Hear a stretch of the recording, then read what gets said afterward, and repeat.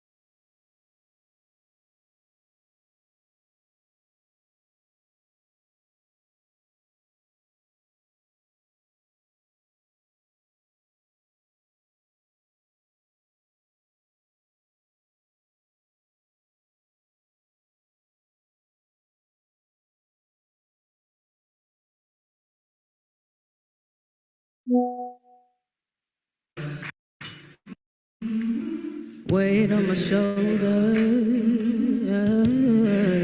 a bullet in my gun. Oh, I got eyes in the back of my head, just in case I have to run.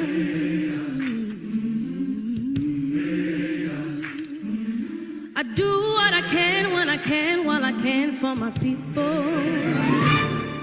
While the clouds roll back and the stars fill the night, that's when I'm gonna stand up, take my people with me. Together we are going to a brand new home, far across the river. Can you hear freedom calling, calling me to answer? Gonna keep on keeping on. I can feel it.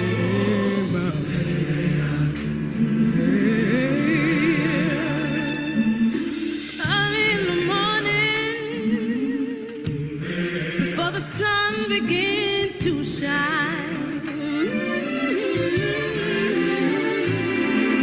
We're gonna start moving towards that separating line. Oh,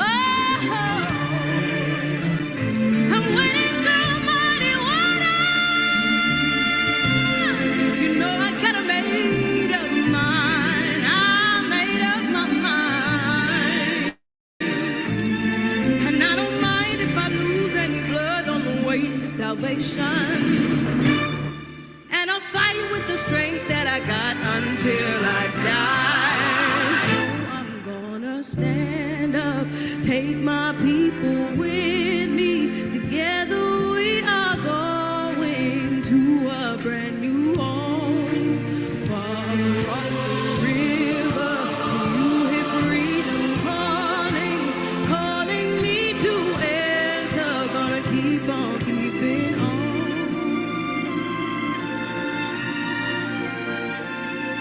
And I know what's around the bend might be hard to face 'cause I'm alone. And I just might fail, but Lord knows I try. Just as real as the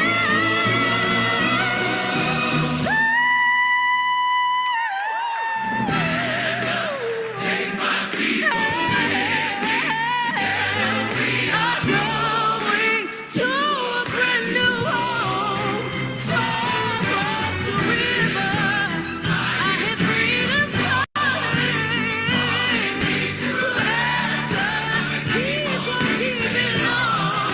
I can feel it in my bones.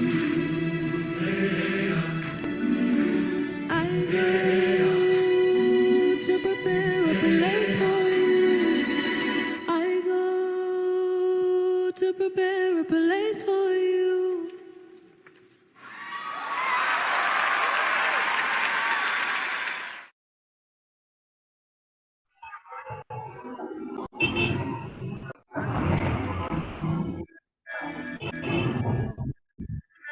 Let me ask you a question.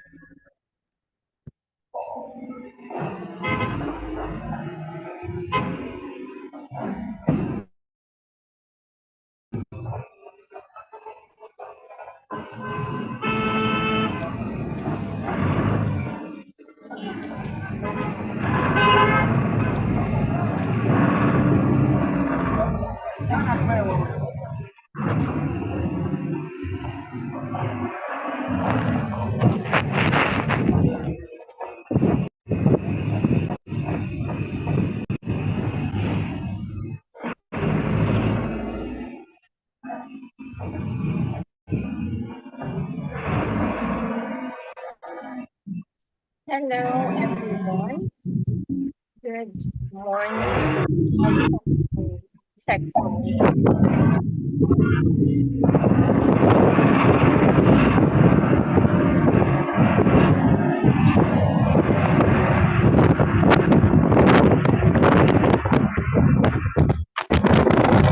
Bootcamp.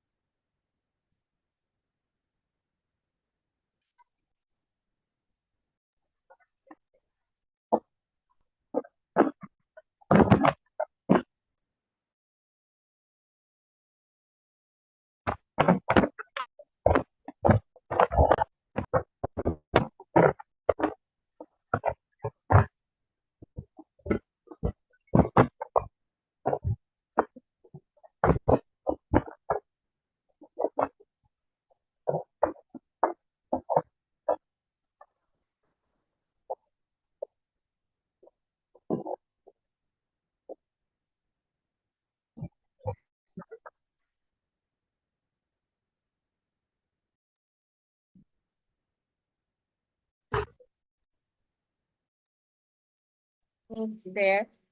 Hi, sorry, you lost me for a minute there. I'm back now. I'm so sorry. So can everyone confirm that you can hear me?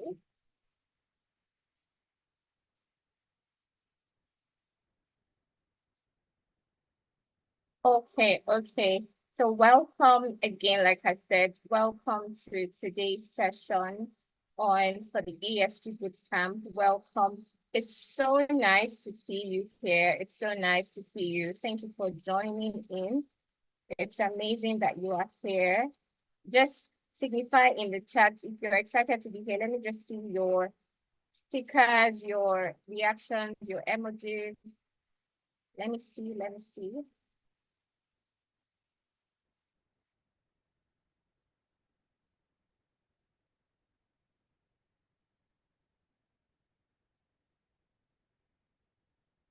Okay, I can see from Rafia. It's happy to be here. All right, all right.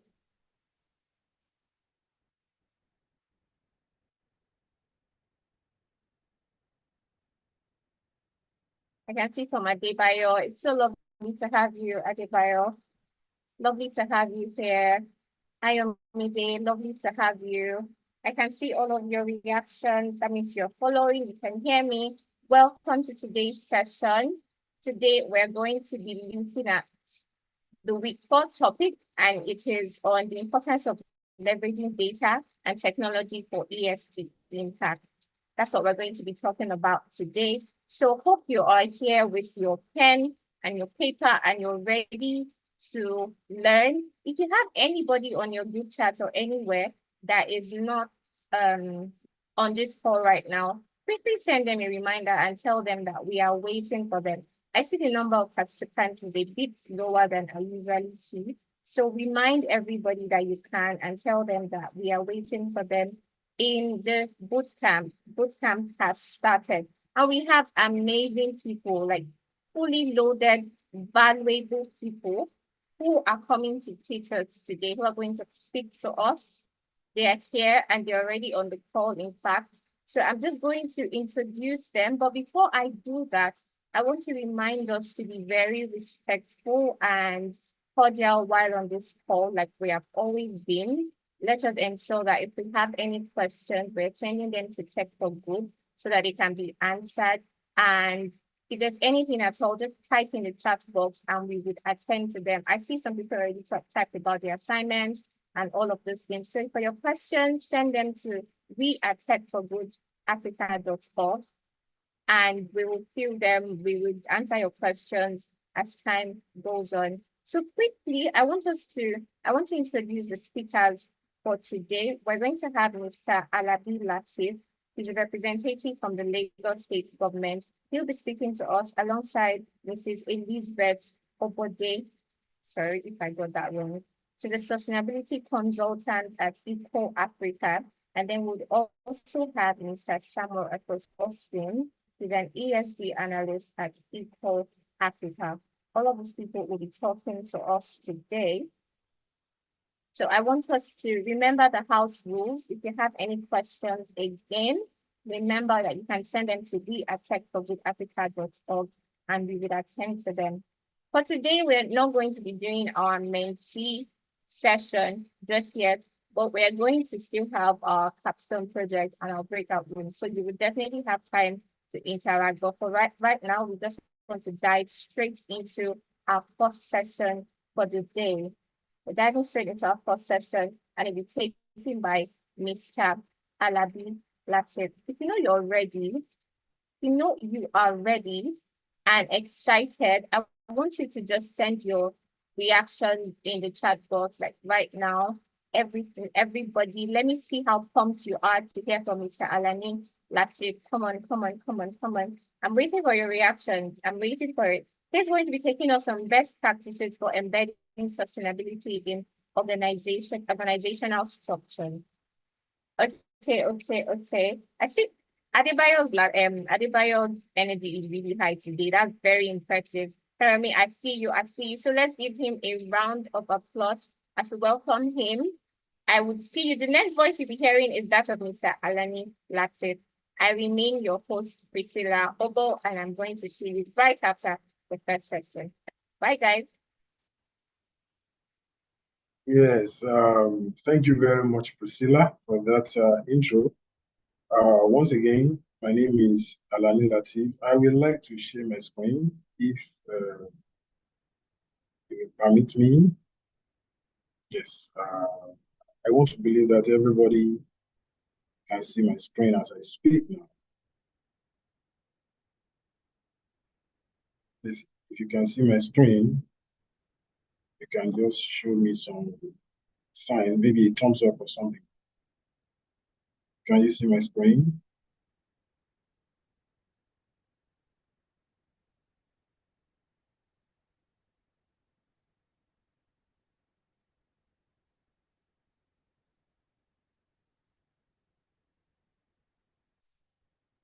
I think Desmond replied that he could see my screen.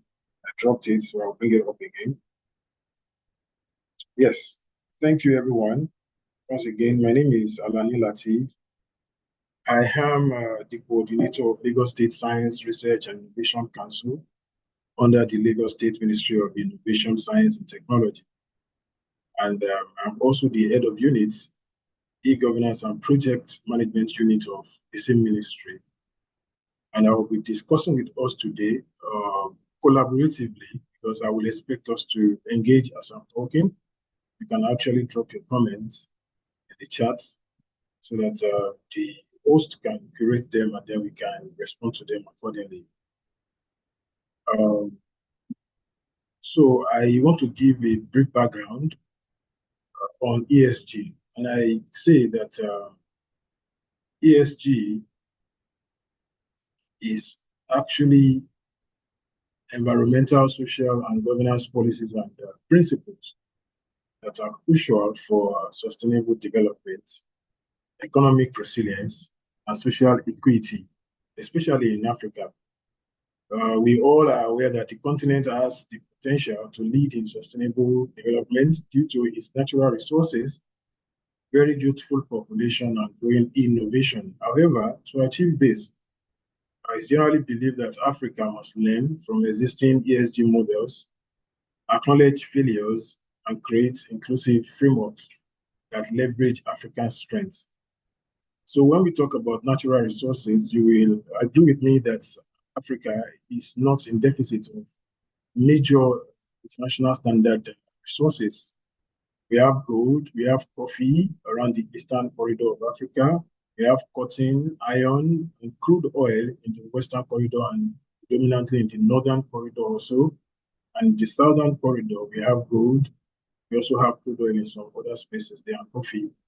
Despite all of this, we still have a lot of deficits in sustainable development, and this is a serious call for concern for us as Africans. For youthful population, we have 59 to 60% of African youth that are classified as youth, who are also under the ages of 25 years. If you compare this with North Africa and North America and Europe, you see that there's a very serious advantage to the Africans. And then the developing or growing innovation ecosystem, we continue to come up with a lot of world standard innovation. Recently, Money Point Incorporation, the Nigerian startup, just got to the standard of a unicorn. This is saying that the development of innovation in Africa is actually accelerating. All this coupled together will give us a good understanding of where governance policy and social and environmental policies and principles are actually being channeled towards for us in Africa. So I would also like to chronicle ESG policy and principle development in Africa over a series of time.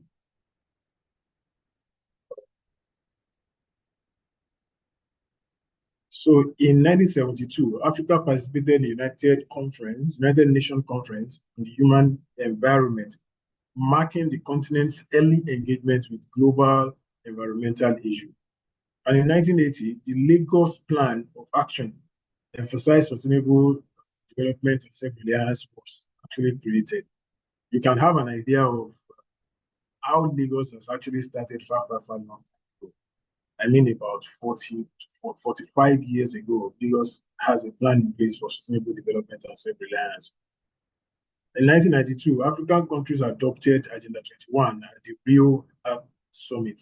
The Earth Summit was a summit that actually aggregated policymakers, governments across the world to see how we can actually harness strength and pull resources together to make sure that we protect the Earth. That was as far back as 1992. In 2001, the New Partnership for Africa's Development, NEPAD, promoted sustainable development and good governance. And in 2010, South Africa introduced the King 3 report, integrating ESG principles into corporate governance. In 2015, African countries adopted the SDG goals, the Sustainable Development Goals across board. And in 2020, the African Continental Free Trade Area came into effect. In 2021, Nigeria passed its Climate Change Act, setting a target for net zero emission by 2060. It's a laudable act, and I believe that by that time, if we are not at net zero, we will actually have created policies and frameworks that will be like move us to achieving this net zero dream of ours. Most of all these policies have their successes, and some of the successes that we have recorded over that period of time include renewable energy growth across Africa, governance reforms, green finance initiatives. Countries like Rwanda and Kenya and Morocco emerged as a result of all this policy as sustainability leaders across Africa. If we are talking about successes, I think we should also mention a bit around failures. So some of the failures that were recorded along the line, chronicling those policies and our participation in them as a result of weak governance, inadequate funding, poor stakeholder engagement, and greenwashing. So I say the middle point for this, what are the way forward? How do we ensure that we leverage more on the success side and we continue to improve as Africa? So we say we need to strengthen governance and enforcement of most of all these policies. We need to mobilize funding through PPP, that's public-private partnerships. And we need to start engaging stakeholders and local communities, even at conceptualization level of most of all these policies. You will not be unaware of the fact that in our climb here, policies are always developed at a higher level, then they are transmitted down to the local communities. I think this should be reversed if we want to have more successes. If we include the local community players in conceptualization of most of all these policies, they'll be able to itemize where failure points are before we even get to actualization of most of all this policy. Promote innovation and localized solution. And lastly, we need to monitor progress through data collection and tracking of most of the successes and failures, as the case may be, of these policies and procedures. Some African ESG model success stories also include renewable energy initiative from Kenya, as I mentioned, and Morocco, that have excelled in renewable energy, driving economic growth and environmental sustainability. On the social side, Nigeria and South Africa have demonstrated that businesses can thrive while addressing social challenges like education, healthcare, and clean water. On governance side, Rwanda transparency and anti-corruption measures have set a governance benchmark, providing that strong institutions that are vital for sustainable development across the country. These models demonstrate that tailored, locally supported ESG policy can actually succeed in Africa if we all really put our hands together to make sure that it works from the bottom to the top. Despite these successes, we also know that there are notable failures across board. Greenwashing. Some companies and governments across Africa adopted ESG policies in name only, without genuine commitment. This undermines trust and stalls progress across the continent. Poor implementation. In some cases, well-designed policies fail due to inadequate implementation, lack of funding, as we mentioned earlier, and insufficient stakeholder engagement. We also talk about inequitable benefits. ESG initiatives sometimes fail to reach marginalized communities, exacerbating inequality instead of actually reducing them. Collaborative resolutions for ESG successes. What do we really need to do collaboratively to make sure that we have success in most of all these ESG policies that we are actually churning out? You will agree with me that in Africa, we have a lot of policies around. I mean, we can talk about some in my country here in Nigeria. There are policies around PET bottle reusables, for instance. You are not supposed to dump your PET bottle and polythene bags on the streets, but the people are not always obeying these policies, and therefore we still have a lot of challenges in managing PET bottles and some waste that are related to that. So what are the actions that government really needs to emphasize? Government should prioritize anti-corruption measures and enforce ESG regulation transparently. And then collaboratively, government needs to establish multi-stakeholder oversight committees involving government, private sector, and civil society to monitor implementation of most of all these ESG policies.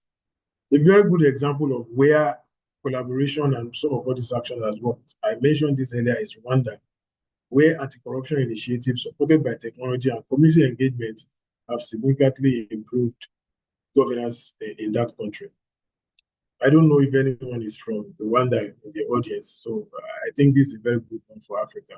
They really continue to signpost development of Africa in terms of anti-corruption initiative and enforcement of actions.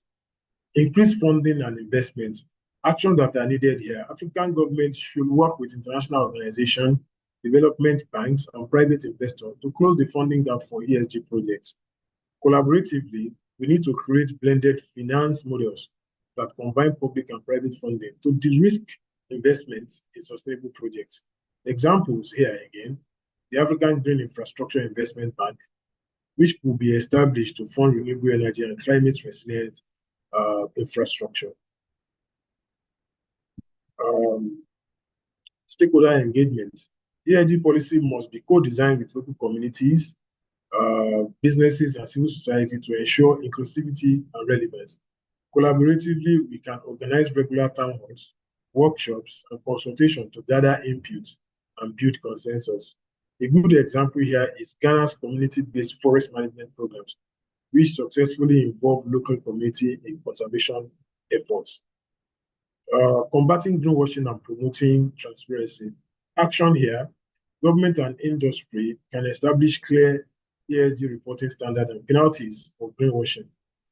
We can collaboratively encourage third-party audits and certification to verify and validate ESG claims. Example here is South Africa King 4 report on corporate governance, which provides framework for transparent ESG reporting.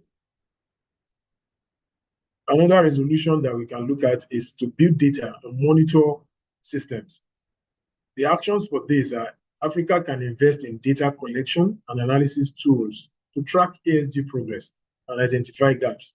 We can collaboratively partner with university, research institutions, and tech companies to develop localized ESG metrics and dashboard. A very good example of where this is actually working is Kenya's Open Data Initiative, which has improved transparency and accountability in public projects in the country. We can also look at empowering youth and innovators and researchers. Actions, we need to provide funding, training, and platform for young people, innovators, and researchers to contribute to ESG solutions. We can collaboratively also establish innovation hubs and incubators focused on sustainability supported by PPP. The example here, Nigeria's Green Innovation Hub, which has fostered startups developing renewable energy and waste management solutions. Roles for youth, innovators, and researchers in the policy design and principles. African youth and innovators and researchers as the backbone of our sustainable future. Here is how they can actually contribute to the whole ecosystem development. Youth. The youth must be at the forefront of advocacy and implementation. Their energy, creativity, and digital savviness make them ideal champions for ESG principles. Youth-led initiatives such as climate action groups and social enterprises can also drive grassroots change. Innovators. Innovators can develop scalable solutions to Africa's unique challenges, such as available renewable energy technologies, waste management system, and sustainable agricultural practices. By embracing circular economic models, innovators can turn waste into wealth and create jobs while protecting the environment in general. For researchers, we are saying that researchers can also play a very critical role in providing evidence-based insights to inform ESG policies. They can identify best practices, measure impact, and highlight areas for improvement. Collaborative research between African institutions and global partners can also enhance the continent's capacity to design and implement effective ESG frameworks. Conclusively, some figures for us to ponder on. 32/100. That is the Transparency International 2022 Corruption Perception Index for African countries. What this is saying is that on an average, Africa scores 32/100 in terms of corruption perception index. So this metrics is not showing Africa as a country, as a continent that is really looking at eliminating corruption. And you will agree with me that with corruption, most of all these policies and principles will only be on paper. Enforcement and ensuring that people follow these particular procedures will always be a problem. 130 to 117 billion US dollars. According to African Development Bank, this is the amount of fund that is estimated as yearly funding for climate change. But at the moment, less than 10% of this fund is available for Africa. And this is the reason we have a lot of deficits in programs and projects that are targeting climate change and reduction of its impact in Africa. I mean, it's one of the reasons. So Africa accounts for less than 4% of global greenhouse gas emissions, but suffers disproportionately from climate change. Yet, only 2% of global climate finance is allocated to Africa. This is according to Africa Development Bank in 2023. What we are saying in essence here is that 4% of global greenhouse emission is actually here in Africa, which is actually low. And it's as a result of the fact that industrialization and a lot of mechanization of activities like farm activities are not really high prevalence in across Africa. So we have some countries in Africa that have high index.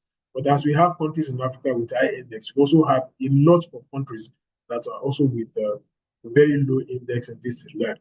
Therefore, the average percentage for us is actually very low. But we still suffer seriously in climate change, the impact of climate change. This is because with that little greenhouse gas emission, we do not have frameworks in place to actually mitigate the impact of that little that we are having.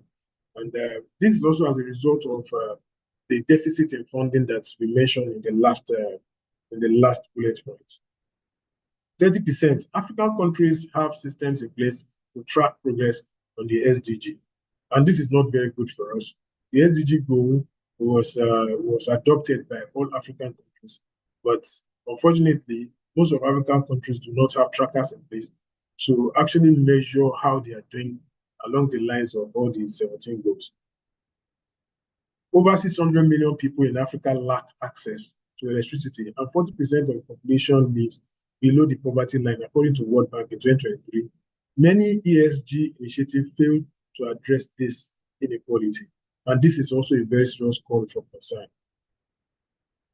Corruption costs Africa an estimated $148 billion annually, diverting funds that could be used for sustainable development. This is according to United Nations for Economic Commission for Africa in 2022. If you look at this particular bullet point, and the bullet point about 130 to 170 billion needed yearly for funding climate change impact, you will understand with me that if we can plug the corruption cost, we will always have funds available to mitigate the impact of climate change. At my introduction level, I mentioned that I work with the Lagos State Science Research and Innovation Council, LASTRIC for short. That body is in charge of harnessing research and innovation initiative in Lagos State for the development of the state to a 21st century state. And over the last 5-6 years that we've been in existence, we've had a lot of concerted effort to help and accelerate development in ESG, governance in general, circular economy, etc. We provide funding, and we provide grant fundings and support funding for startup, for researchers. And I would like to inform you that over 600 million naira has been expended in innovation startup and research ecosystem in Lagos to accelerate and fund viable application from 2020 to date. As we speak, the last cohort 6 call-out is open. This is for an opportunity for any startup ecosystem player here, or anyone that's a researcher in any of the institutions in Nigeria. If you are based in Lagos, it's fine as a researcher, but if you are not based in Lagos, you should be ready to partner with any institution in Lagos so that we can always see the benefits and keep the residual knowledge of whatever research you are trying to play in our research ecosystem in Lagos State. You have opportunity of getting a grant of up to 10 million naira. As we speak, 1 billion naira seed fund is available to support sector-specific initiatives on sustainability, inclusivity, and governance in general. I'm saying this because we believe that the state government in Nigeria, the Lagos state government, is really making effort to ensure that the ESG, general governance for us, continue to develop with deliberate effort of the state and partnership with players in the ecosystem. We believe we can actually achieve more success. We have recorded a lot of successes in the research ecosystem. We have a lot of successes for startups that are converting waste to wealth, startups that are focused on e-commerce. Some of them have attracted a lot of funding into the states through FDI, and we still want to help more to grow to that level so that the state can develop. That is at a subnational level, and an aggregate of that also impacts the federal level. I invite you to visit lastweek.lagostate.gov.ng for more information on what I have just mentioned. So key takeaways for us. Let us remember that ESG is not just about compliance. It is about creating a future where economic growth, social equity, and environmental stewardship go hand in hand. Together, we can turn Africa's challenges into opportunities and lead the world in sustainable development. Thank you for the audience, and I will take comments now.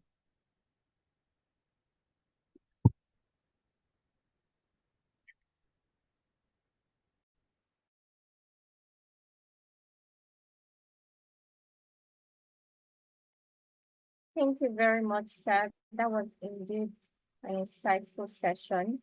Thank you. Let's give Mr. Alani Latif a round of applause. If you heard him up till this point, come on, let's give him a round of applause. That was indeed a wonderful session, sir. We really appreciate it. If you have questions, like he already said, you can send them to we@techforgoodafrica.org and we will respond to them.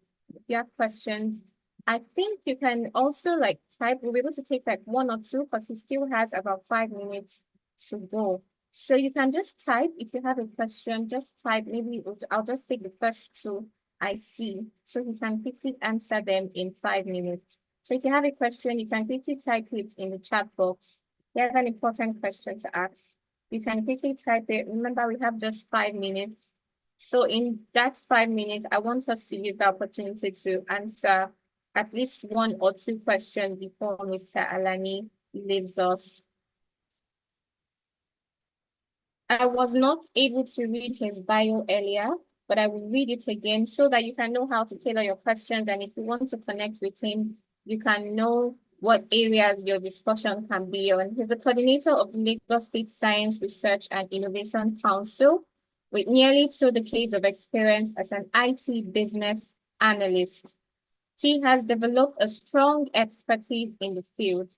His interests span across e-governance, tech policy development and implementation, green and sustainable technology, digital literacy, innovation, research, and STEM education. Additionally, he is passionate about urban farming, reflecting his commitment to sustainable development and technological advancement. So if you want to have discussions with him or connect with him or any of that sort, you know the talking points that you can come from now. Okay. So let me quickly look at the chats that we already have. I saw a question just now. Okay. Someone asked earlier for the vision and mission of Tech for Good, and somebody just put it. Thank you, Messi, for putting it there. So if you asked that question, I think it was Victor that asked that question. Victor, the answer to your question is now in the chat box. So Mr. Alani, somebody has a question for you here. Question from Desmond. He says, how can a startup incorporate ESG policy in his business? If you could help us answer that, sir, in maybe just 1 minute, we'd really appreciate that. How can a startup? Very simple, very simple. An average startup should just identify any ESG challenge that is prevalent around him. So I tell you that in Lagos, we have challenges with, we are resolving the challenges. We have challenges with waste disposal, especially PET bottles, non-biodegradable nylon bags and all. So if you're a startup and you can find that kind of problem and provide sustainable solution to that, we are happy. And I'm happy also to tell you that the government will be ready to support you and provide funding for you to accelerate. I think I've been able to respond to that question. All right, thank you, sir. So I believe you've gotten your answer, Desmond. So worthy of note for everyone, Tech for Good has posted something in the chat box. I want all of us to see it. Keynote and action points. We have over 600 million naira expended in innovation startups and research ecosystem in Lagos State to accelerate and fund viable applications. The cohorts, that's cohort 6, last week cohort 6 call out is open for an opportunity to get a grant of up to 10 million naira. 1 billion naira seed fund is available to support sector-specific initiatives on all of the things that we've been talking about. So if you're looking for funding, that's a message that you should not ignore. If you're looking for funding, that's a message you should not ignore.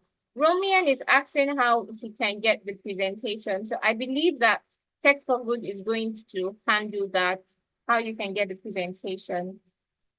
We also have, so for the person who asked about our vision and mission, if you want to know even beyond our vision and mission, all the things we're up to, all the things we're doing per time, all the opportunities that are available to you from Tech for Good and from all of our partners, then you need to connect with us on our social media platforms. We have a LinkedIn account.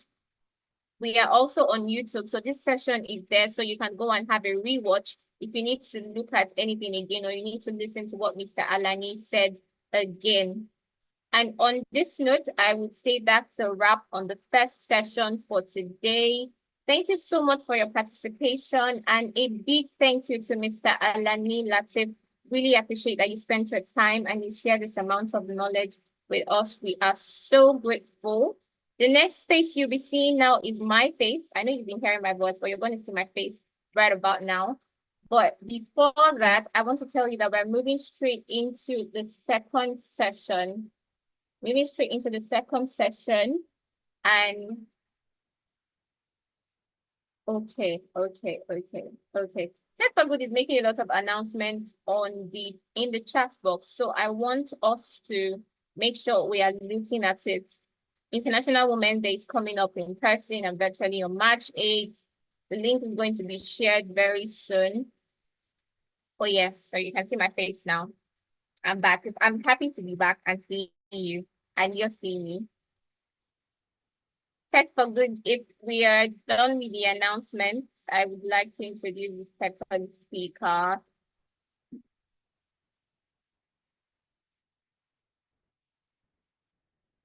Let me read the bio of the second speaker for you. Our second speaker is Mrs. Elizabeth Obode.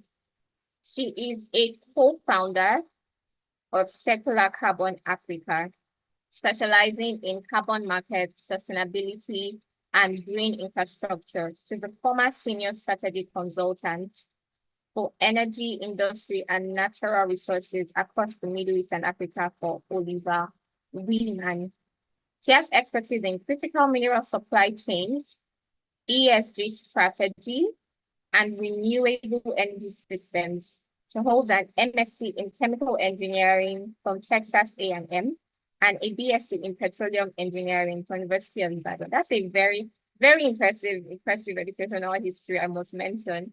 She's a published researcher with 6 international publications and she has been a speaker at COP28 UAE, and she has been recognized for contributions to HSC, SPE, and Emerging African Scholars Mentorship Program. She's a former Schlumberger engineer with experience in offshore and onshore operations. She's an energy expert in every sense of the word. And she is going to be taking us on the next session that is going to be about sustainability and how you can, sorry, give me a moment. So how you can understand the key reporting standards in sustainability and the role of carbon credits in sustainability. With that said, I want you to put your hands together as we have Mrs. Elizabeth Obode join us right now. Come on, give her a round of applause, a round of applause. I know our energy is amazing. Thank you so much. Yes. Thank you. I truly appreciate the introduction. So I won't waste any time and we'll get right to it. So today I'm going to show you what sustainability reporting really is and why it is important. So to understand the sustainability reporting landscape, I want you to think of 2 things. So there's the 5 elements of ESG reporting, and then there's the fundamental principles of sustainability reporting. Now, this is important to know because sometimes when you start in the ESG space, and sustainability reporting space, what happens is there's a lot of words, a lot of acronyms that gets thrown around, and it could get difficult to understand what's going on. So 5 elements of ESG reporting. You need to understand what framework is, framework, standards, protocols, ratings, and ranking. So just have that at the back of your mind that the fundamentals of ESG reporting is 5: framework, standards, protocols, ratings, and rankings. But now, beyond ESG, there is the underlying principles that undergird sustainability reporting in general. So these are more global frameworks, if I could use that word, that helps you understand the thinking behind a sustainability framework or a sustainability standard. So I think there are 3 important ones, and these are materiality, scope of emissions, and planetary boundaries. So we're going into the first 3, so which is ESG reporting framework, ESG standard, and then the third one, which is the protocols. Now, a framework, an ESG reporting framework or an ESG framework gives you a high-level guideline. So it just shows you, in general, what you should do to show sustainability in your organization. Now, why this is very important is because understanding sustainability reporting helps you in your career, either as a sustainability analyst, a greenwashing monitoring expert. It helps you in these kinds of, and even data analytics for tracking sustainability. It helps you in these kinds of career spaces. So for your frameworks that are guidelines, you have some examples like your GRI, so which is the Global Reporting Initiative. There's the CDP, which is the Carbon Disclosure Project, and various guidelines, various frameworks. So they don't go into specific details about what you need to do, but they just show you that you should do this. Now, a standard is more detailed and specific in the sense that a standard is something you can fall short of. So it is more inflexible as compared to a framework. Now, for example, GRI, which is the Global Reporting Initiative, gives you some frameworks that you can follow, so which are more flexible. But then it also gives a standard which can then be more applicable to a specific industry or sector. So for example, SASB as well. So SASB is Sustainability Accounting Standards Board. Now, SASB has a framework that gives you a guide as to what sustainability means in financial institutions, but it also gives you a standard that specifically focuses on what we call financially material ESG issues. So note this, a framework is a guiding principle. A standard is something that a company can fall short of. So it's more inflexible. Now, a protocol gives you the how you should meet up with the standard. So, for example, why is this important? So imagine there are 2 companies reporting on a particular metric, say the volume of CO2 emissions that their operation released, or the volume of greenhouse gas emissions that their operation released. Now, one company only reports on CO2 emissions, and the other company reports on CO2, methane, maybe some nitrous oxides. So they have more volumes. Now, both are greenhouse gases. The company A might look better in terms of its greenhouse gas emissions because it reported on fewer gases, and then it would meet the standard, but it's not right by the protocol. So the protocol tells you exactly how to collect your data, how to calculate your data, and how to disclose it. Now, there are some protocols that, for example, the greenhouse gas protocols that can be used across various industries. But there are also some protocols that are specific to specific industries. So what the protocol does is to bridge the gap between that high-level guidance, oh, we should be sustainable, oh, this is what it means to be sustainable. It bridges that gap between that framework and a standard, which is this is the rule. This is what it means to be sustainable. This is what we are watching out for. So now rankings and ratings is also another interesting aspect of the ESG sustainability reporting landscape. And this is where, when we talk about greenwashing, this is where companies try to more or less influence this decision. Now, ratings evaluate or score organizations' performances based on specific criteria. So this rating tries to mirror what the financial industry does. So for people in the finance world that might be on the call, you might be familiar with something called maybe AAA ranking or B- rankings, things like that. Or you might have even heard that, for example, the African continent is always thought of as high risk. So when we borrow money from, say, the World Bank or from international institutions, the interest we pay on it is much higher because we are thought of as risky or as riskier compared to some other regions of the world. This is because of a rating system. So most ratings are actually given by, financial bodies that want to see how a company is performing based on environmental and sustainability metrics. So rankings, on the other hand, compares organizations. So an organization might be tempted more to greenwash here, such that it puts its ranking, at number one compared to a competitor, if it feels that would give it an edge in the market. So it's something to be conscious of as a data analyst in sustainability, as a greenwashing expert, or a greenwashing monitoring expert. You want to see what goes into ratings and rankings, and you can already easily see how that there might be an incentive for companies to tweak a little bit. So just to summarize, the framework provides the why, so which is the guiding principle. The standard shows the what, the reporting requirements. Your protocol shows you how to meet that requirement, so which is your methodology. Now, ratings show you how companies rank against each other. So ratings show you how companies rank. So ratings and ranking go hand in hand. So now, underpinning all of this are these regulations, global goals, and principles.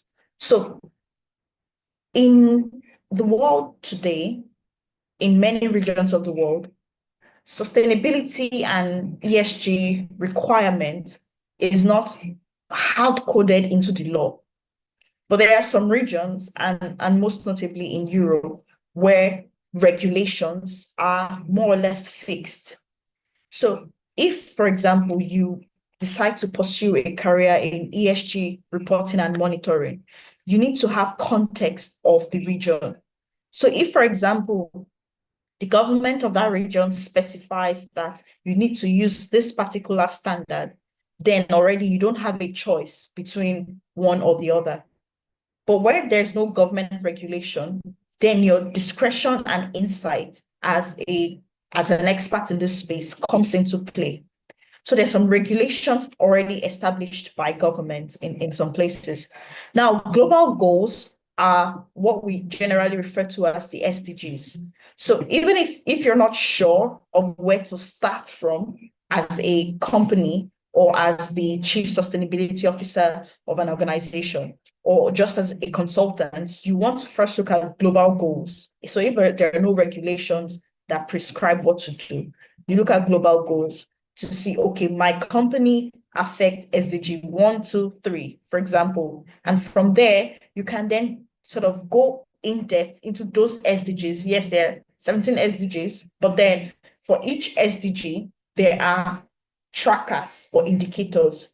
Now, each tracker or indicator has sub-indicators, such that although we have these few goals, less than 20, but you have over 200 indicators for those goals. So for one goal, say SDG 7, clean energy, you can have 7.1234 within the United Nations documentation that shows you how exactly the UN plans to track what that is. So this already becomes a guide for you. Now, there are some principles which are also still global principles, like the UN Global Compact, that define some foundational commitments. So if you are not sure where to start from, the government has no regulations, you're unsure where your company fits in the SDG goals. For example, you might look at some global guiding principles that say, okay, we hope to have a sustainable industry, or we hope to have a sustainable organization, and this is what we believe the principles are. So that way you can begin from any of this. Now, I just want to bring it home with some examples. So we have the greenhouse gas. You remember how we talked about the fact that there are frameworks, there are protocols, which is the joining arm, and then there are standards. A standard is something you can fall short of.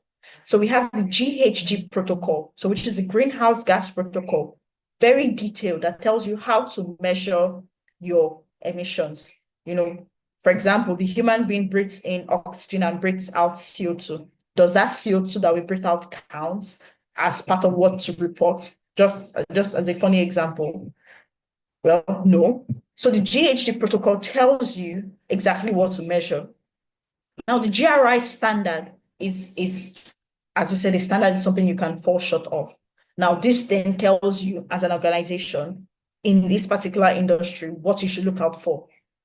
Now, going back to framework, there's the International Reporting Framework. So that's the IR framework. This is also, remember what we said, framework is very broad. It says you should do this. This is why it's good, things like that.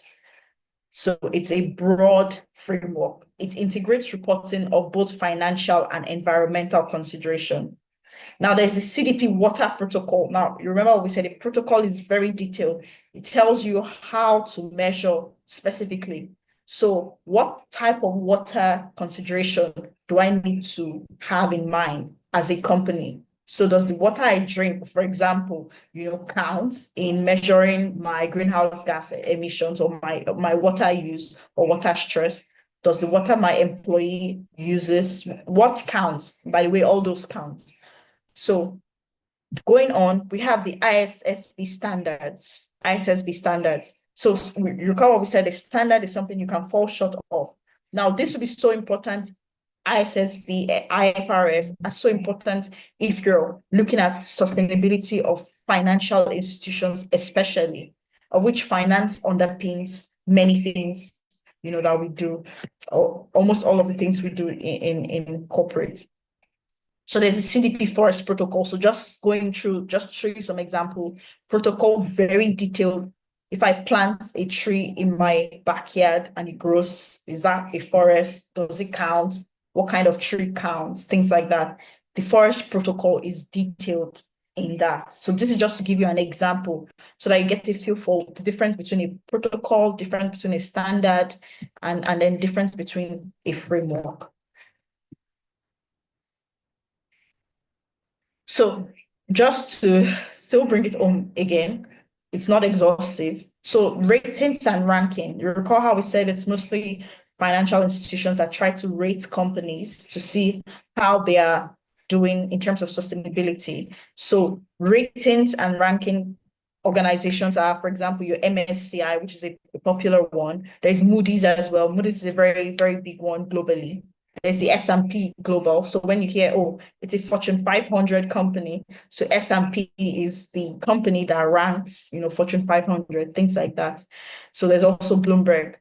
So when it comes to regulations, so regulations are for countries or for, regions, like say the EU.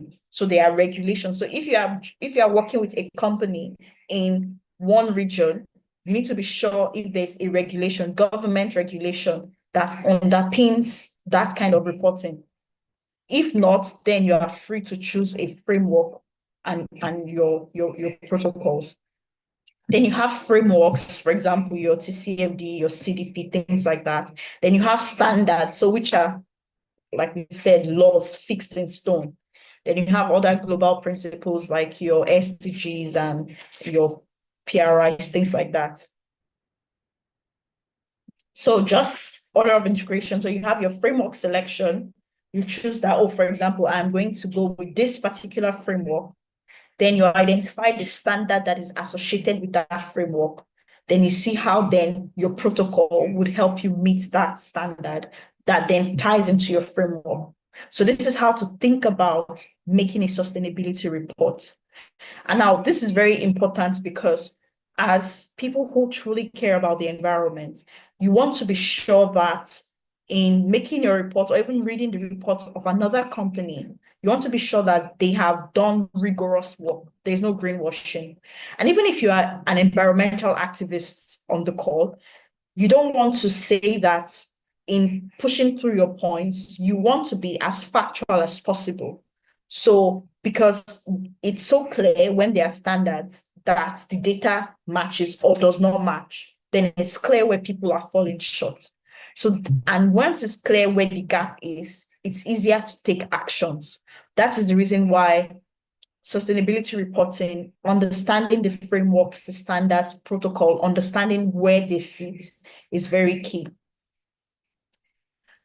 So now we're going to sustainability fundamental principles.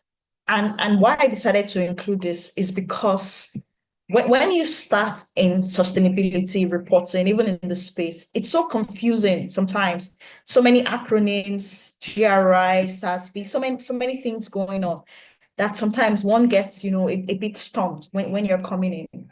But once you remember some fundamental principles, actually, it can be a guide for you, even as new standards, new reporting frameworks are coming on board. So the first thing you must remember is materiality. Materiality. Now, materiality is a very important concept because it tells you what is important to your organization and to your organization stakeholders. Now, I said stakeholders, not shareholders. Shareholders are people that have financial stakes in your company. So when you buy a share, for example, of a company, you are a stakeholder or you're a shareholder in that company. But our stakeholders are such that you have more day-to-day interactions with that company. So let me give you an example. So say there's a mining company in Congo, for example, and then you as an institutional investor, you sit somewhere in Australia. Now you own shares in that company, and that shares gives you returns, maybe yearly, potentially good returns. You don't have day-to-day interactions with that company. You're a shareholder, you are not a stakeholder. A stakeholder is the person that lives close to that land where you are mining, interacting daily with the dust. Even your employees that come to work daily, interacting potentially with unsafe spaces, those are the important stakeholders to that company. So materiality now identifies what should be important to, yes, the company itself and also to the stakeholders. Now, materiality is important because it differs by different companies. So if I'm analyzing Coca-Cola, so I have two companies here as example, Coca-Cola and AMD. Now, AMD is a company involved in chips manufacturing. So they tech company that's hardware, physical tech company involved in manufacturing those microcontrollers and things that go into our electronic devices. Now, what is material for Coca-Cola? If you could look to the left, on the y-axis, so that's the straight line here, there's importance to stakeholders. On the x-axis, so that's the one that goes parallel to the ground, there's impact of the issue on the environment and the society. Now, let's look at some examples here. Now, if you also look at the icons, you have red for economic dimension, you have sort of green for environmental dimension, and you have yellow for social dimension. So we have ES there, right? We don't have the G of the ESG, of the conventional ESG, but we have an economic dimension.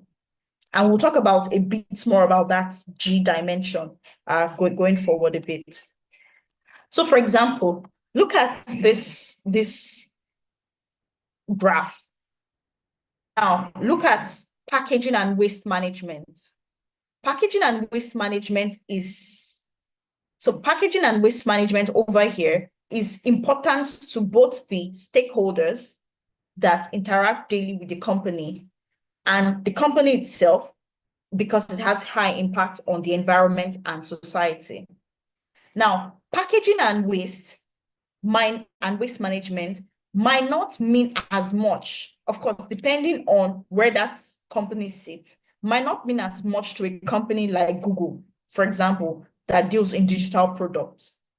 So if Google now has a sustainability report and they begin to report now on how that they have been sustainable with their packaging and waste, when it doesn't have to do with anything like physical. So if they're talking about digital products and now all of a sudden they're talking about the recycling of the plastics of their employees, you already know that this is an attempt to shirk away from duty, because that is not a material issue to Google's business as it is. But now look at AMD, for example, that's involved in hardware tech solutions. Responsible AI and product use is something that is very important to AMD and also important to their stakeholders. So even end users are also stakeholders in your materiality assessment. So now if all of a sudden you see Coca-Cola reporting on AI as part of their sustainability drive, you know something is fishy, because that is not a material issue to the core business of Coca-Cola. Now, Coca-Cola should be reporting on things like water, yes, packaging, things that affect their material business, the finances that they get. So this is just to give you a clue about how materiality differs from one industry to the other. Now, the second fundamental principle I want us to know is scope of emission. Scope of emission. Now, there are three scopes of emission: scope 1, scope 2, scope 3. Now, scope 1 emission are direct emissions from the source that you as a company or your organization controls. So, for example, if you are manufacturing a product and you are using diesel power to fill your machines, that diesel that you burn is part of your scope 1 emissions, because it goes directly into the production of your produce. Now, scope 2 emissions are indirect emissions from consumption or purchase of electricity, heat, or steam. So, for example, if your workers are coming to work in a diesel-powered car or a PMS-powered car, that's a scope 2 emission for your company, although it's scope 1 for the person that's driving the car or that owns the car, but it's scope 2 for the company. Now, for example, to bring it home a bit, and then let's go to scope 3 first, and then we tie it all together. Now, scope 3 emissions are other indirect emissions that are a result of the activities of the company, but may not be included in scope 2. So, for example, you bought a cloth that was manufactured somewhere offshore in a place that used diesel machinery.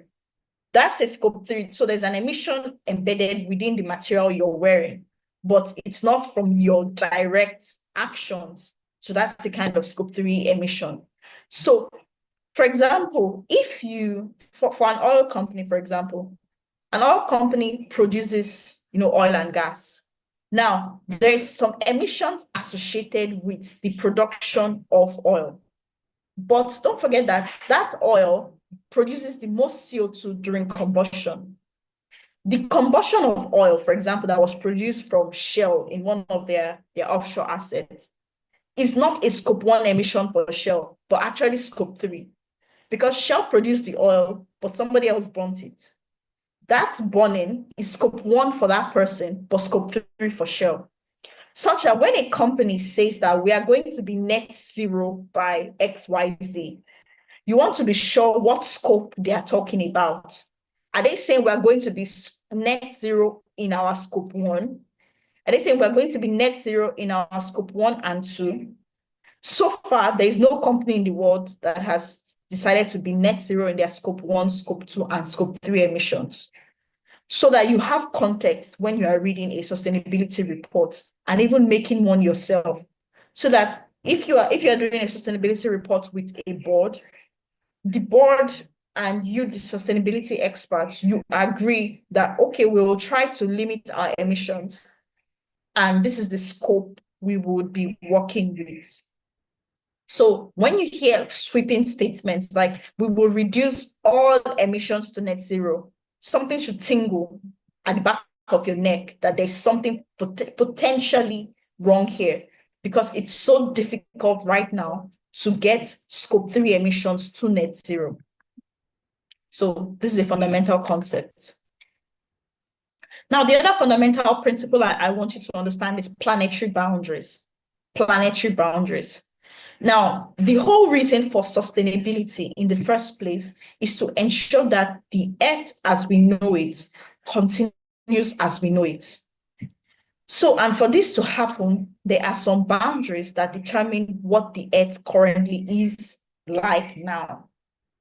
So, such that when you are making a sustainability report for your company, or you are the expert in sustainability for a particular company, some other third-party company, you understand that that report is, yes, for the company, but the company is in the context of the industry.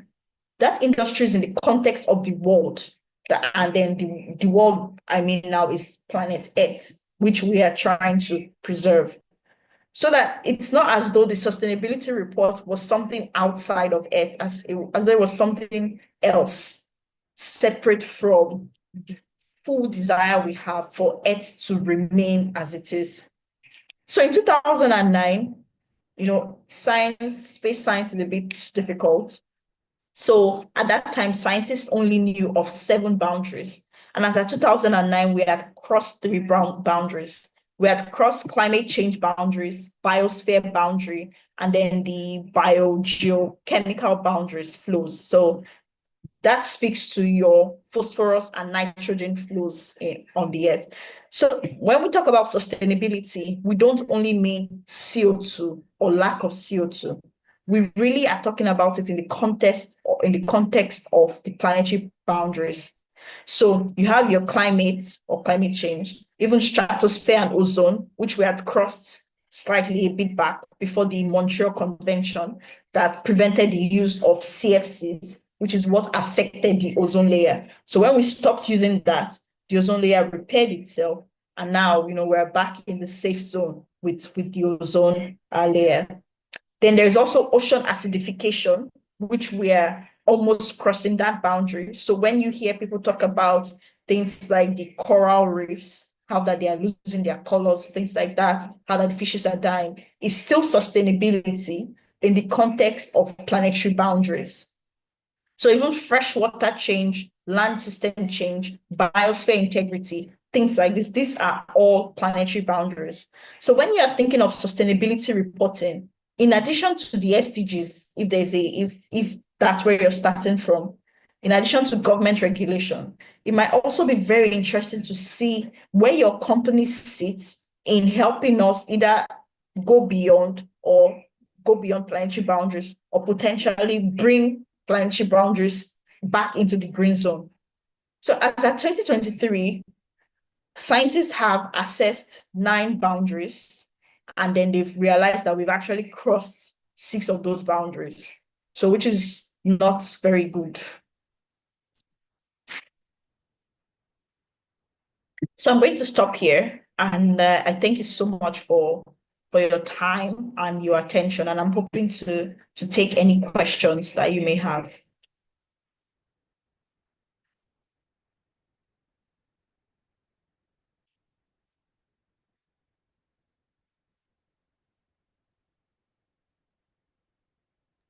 Thank you so much for that session, Mrs. Elizabeth. That was quite insightful, like Adebayo already noted.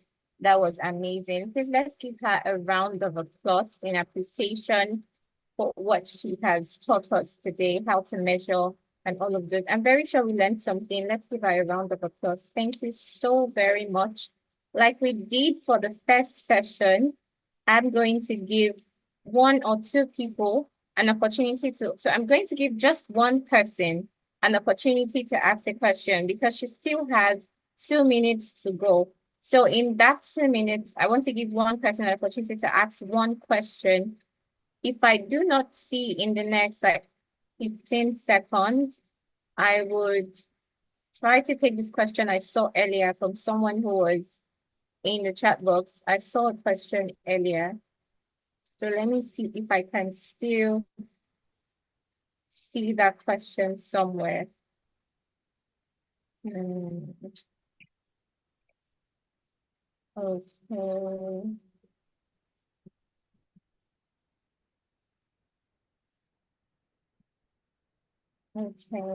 Okay. So Mali Kwamina asked a question. Miss Elizabeth, are you there? So the Yes, I question, am. what tools can we use for ESG assessment reporting? That was the question she asked while you were still speaking. You can quickly answer it in like 1 minute. So yes, great. There's some software tools that you can use for ESG reporting, sustainability reporting. But I would submit to you that the tools are not as important as understanding what is behind the making of those tools. So if, for example, you search just even online about ESG reporting tools, software, you would get some. But then this does not tell you sometimes, except you go and ask, what framework are you using to create this software tool? What standard is here? Does it fit with the context of this country or region? So the tools really is just something to help you with implementing your knowledge of all these frameworks. So that's the answer to that. All right, thank you very much. Mali, I believe you have your answer. The tools are just to help you. So right about now, I want us to give Mrs. Elizabeth a round of applause again for this session. It was quite insightful. I can see all our contributions in the chat box showing that we followed. And for those that are asking for the slides, do not worry. Tech for Good is going to attend to that. You will get every material that you need to ensure that you're making the most of this bootcamp is going to be provided to you. So do not worry about all of this thing. Let's just give her a round of applause as she leaves. Thank you so much. We really appreciate your time and all of the knowledge that you shared with us. Remember that if you want to gain far much more, from this session and from all the sessions we've had from the very first day of the bootcamp till now, you know that you can sign up for the full access bootcamp and get access to all of these things and even more one-on-one interactions and all of these things. We have the full access that's available to you. Just send inquiries about that to Tech for Good and we are happy to respond to you on that matter. So right about now, I'm so glad that we are very much on time, and that is a very big thank you to all our speakers. They've been very much on time, and that's amazing. So right now, before we go on our break, let us just take 2 minutes media session. I want us to do something very quickly. Which is everybody go to the chat box. That's number one. Everybody go to the chat box. Once you get to the chat box, you're going to see a message that Tech for Good sent. All of the links for you to follow us on our social media platforms. So I want you to quickly go there and start to follow us on our social media platforms. Start to follow us on our social media platforms. If you have done that already, just comment done in the chat box. I would like to give you a special shout out by myself. I want to tell you thank you by myself. So if you have gone to our Instagram or our Threads account or our X account and you want to say thank and you've done that, so just type done and I will tell you thank you. Medina Musa, thank you very much. Oliviera, thank you. Sophia, thank you. Echosa, thank you so much. Ajet Mobi, thank you. Oh my God, this is overwhelming. I've seen a lot of done. Rafiat, thank you. Messi, thank you. Titi, thank you. Alba, thank you. Obed, thank you. Thank you so much to everybody who is already following. I love the energy. Amazing. Animesh, thank you. YSAT NGO, thank you so much. Thank you. So that's it. our media round, everybody, if you haven't done it, you have just like 30 seconds to go. Remember, I'm going to give you a special shout out. I'm going to call your name and tell you thank you by myself. So go head over. The link is pasted again for those that did not see it before. Go and follow us: Facebook, YouTube, LinkedIn, X, Twitter, Instagram, everywhere you can find us. Come on. Miriam, thank you so much. Stephen, thank you. Michael, thank you for following us. We are on TikTok too, for all of our Gen Z people. We are there for you. We're following the trends too. And, for sustainability's sake, we are there giving you all the trendy gist and everything. So if you're a TikTok user like me, then you need to go and follow us on TikTok. Omoyeni Adetipa, thank you so much. Darlington Hezekiah, thank you so much. Okay, I think that's about it. If you didn't get my special shout out in this particular session, don't worry. I will give you a shout out in the next session. We are going to have another media round, but I'm done giving shout outs for now. Let us go on a break because we've had so much to learn. And I think it is just beautiful that you get time to rest. Let me show you my first one last time before we go. Okay, this is me. So we'll quickly go on a break.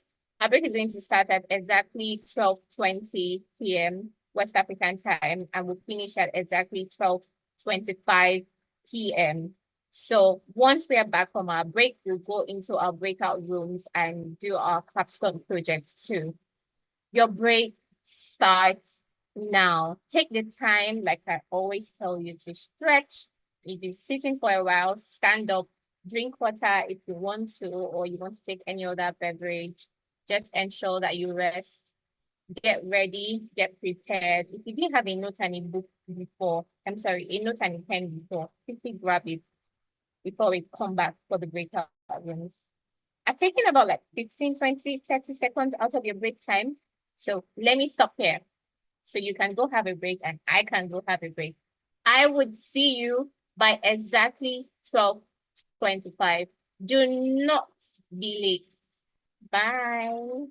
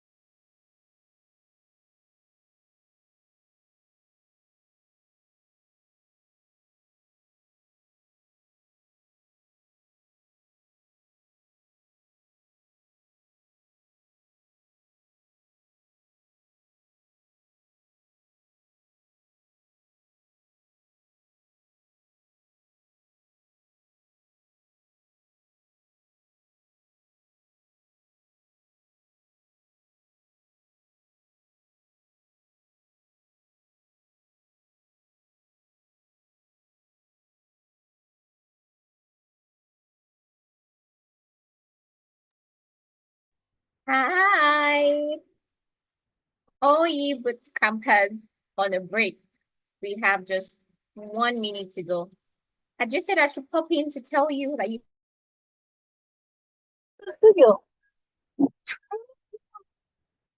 just to tell you that you're ready to come back.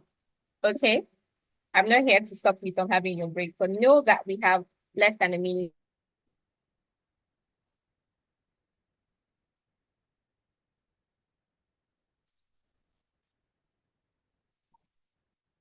Johnny se fue al aeropuerto de ruta.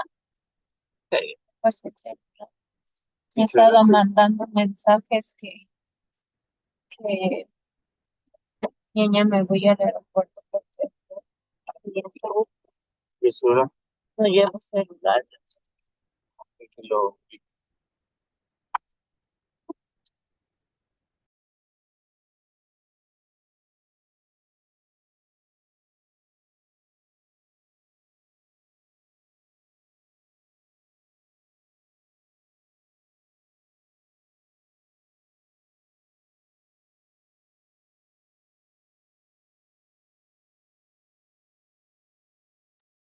Okay. We are back. We are back. If you're excited to be back on the call, let me see that you are here. Let me see that you can hear. Let me see if you can hear me. Just type in the chat box that I can hear you, Priscilla, so I can know that we are back and we're ready to go.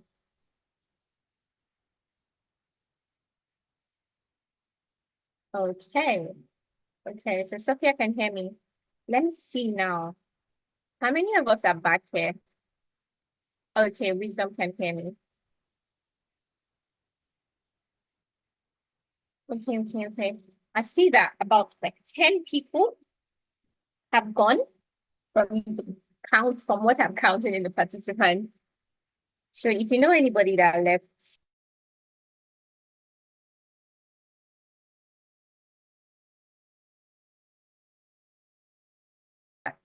right now we're going to go straight into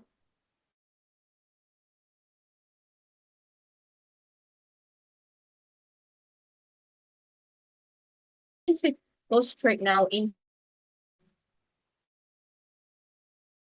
and I'm going to leave Tech for Good to Hans.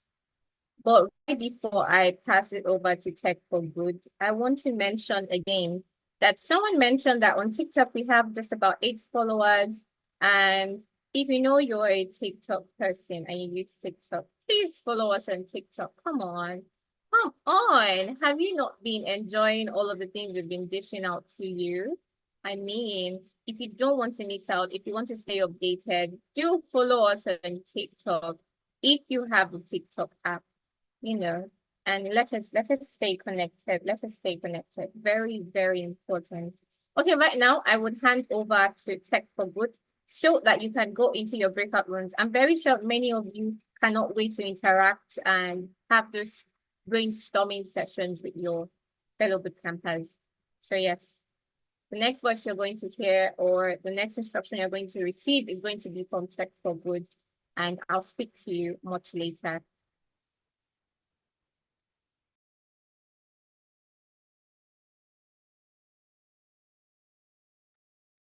Hello, everyone. It's time for the breakout rooms, and as you can see, the breakout rooms are currently open. So please join a breakout room. We have Ambassador Energy 1, 2, and 3, Leader Energy 1 and 2, Ambassador Media, Ambassador Data 1 and 2, Partner Data, Leader Media. I believe by now you already know the team or group that you belong to. The breakout session is going to be for just 10 minutes because you already have your groups, your WhatsApp groups, where you are having all of your conversation. This breakout session is just another opportunity for you to wrap up conversations around what you have already been discussing. I would want to believe that in most of the groups, you already have your slides and you are currently working back. You're already working on your presentation, who is going to present, how long the person is going to present, who is taking over from that person. So I want to believe that we are currently joining the rooms. Some of the rooms are still empty, but Ambassador Energy is topping the list right now. We have 5 participants in Ambassador Energy. Please let's all join the groups. If you're having a challenge joining any of the groups, send a message to the chat box and let me know.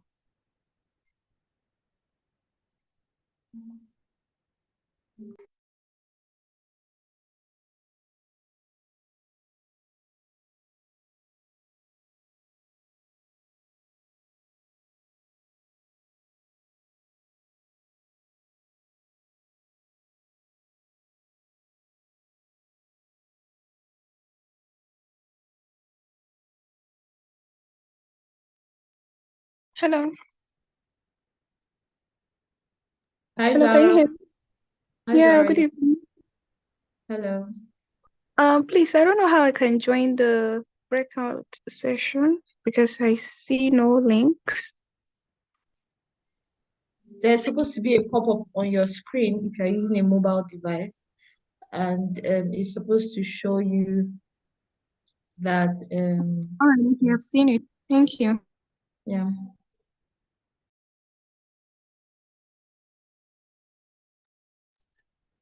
There's I no can't find. breakout room for ambassador education. I'm adding that right now.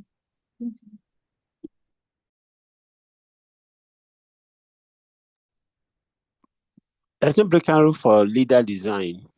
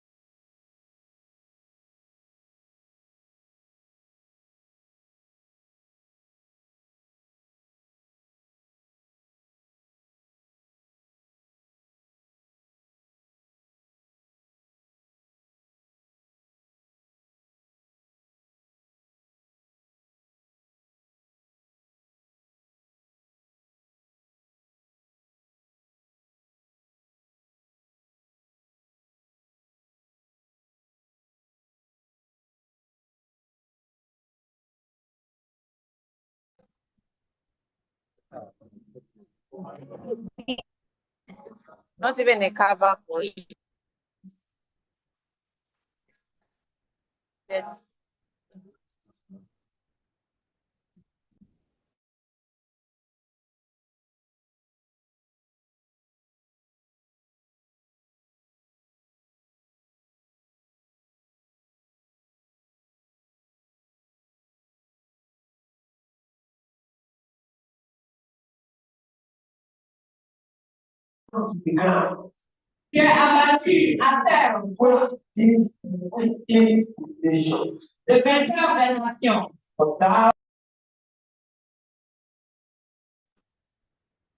Okay, so we have about 40 people still in the room.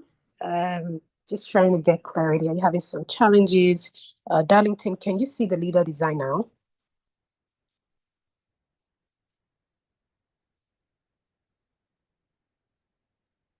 So Zara, we have a classification system that we follow based on our sister company, which is Eco Africa. And that classification basically groups people into three: ambassadors for fresh graduates, universities. Okay, Adit. Actually, I'm going to speak to this shortly. So I will just complete the train of thought on the classifications because there's barely 4 minutes left in the breakout sessions, and I would want us all to go for it. Tech for Good Africa, there's the concern that there isn't a breakout room for ambassador education. Could we kindly work on this? Ambassador education has to be missing. Okay, so this will be rectified right now.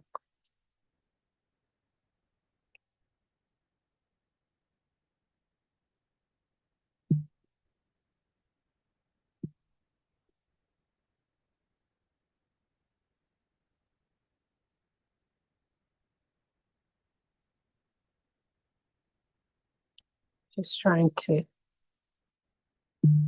merge. Oh, good. Okay, so I will go right into the classification. So for the grouping, if you're a fresh graduate, university student, you're new to any of the ethos that we have. The ethos is energy, education equals to media, data, digital, or design. So if, for instance, you're interested in the data space, but you're new, it's something you've not done before, it's something you're hoping to start to do, then you're an ambassador. A leader means you're a mid-level career or you've done anywhere between 5 to 10 years in leader in your subgrouping of either education or energy, or maybe you've done about 10 years in data and digital, then you're a leader. A partner means you have a company, an energy company, you have a media company, or a business, an organization of this sort, then you're a partner. And I've been done these days to ensure that everyone can contribute as much as possible based on where they are at different facets of life, right? So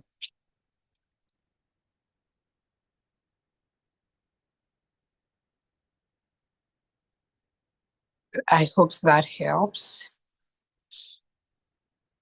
And we still have 35 people in this room, so we need to know what the challenge is because the breakout ideally should be over in 1 minute. To Tech for Good Africa, please let's click the countdown on the groups. So let's click the close rooms so you can count everyone down 1 minute. We have a final power session today that I would really want everyone to get in and still have their energy up for it.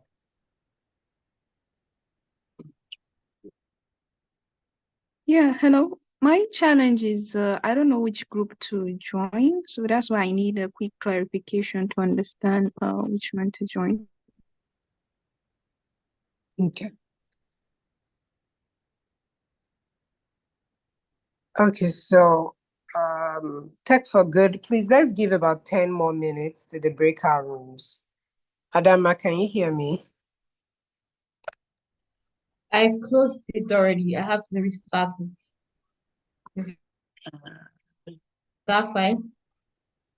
Okay, yeah, let's do that. Because my concern is we have about 30 something people in here who haven't joined their breakout. So let's do a broadcast message that another 10-minute session would be allocated. Okay, so I see everyone coming back in. Okay, so if you're just coming back in, welcome. We're going to go in for another Ambassador Energy tea. Okay, so welcome to everyone joining back in. Just waiting to have more people back. All right, so there is a bit of bottleneck. Yeah, we're going to go back in for another 10 minutes. Now, what we want to achieve in this next 10 minutes is one, your final presentation has to be ready next week, Wednesday, and submitted by next week. So that's the final presentation. A mock session also needs to be done. So by the time everyone goes back in now for this next 10 minutes, what we want you to deliberate on is a few people couldn't join whilst you were on the 10 minutes. Also, some people had the bottleneck of no one on leader energy or no one on something. So we're going to go back in for this final 10 minutes because we're trying not to extend. Yeah, so if you couldn't join energy to just join the group one so that you can have that time. So we want everyone to rub minds. We want us to okay, Fosa was the only participant. Fosa, what group was that where you were the only one? Because some people were stuck on this page and couldn't enter their breakout rooms. The energy too. Okay, so for those in group twos, just join group one this time around. So when you go back in, just join the group one. All right, so Tech for Good Africa, can we put the breakout rooms back on again for 10 minutes? Again, remember what we want to achieve on this session when everyone goes back in is how to unfailingly meet up with Wednesday for submitting your final slides and the mock session. So why we want to say this is because we want everyone. Okay, so everyone is going back in. All right, so we'll see you in 10 minutes. Thank you.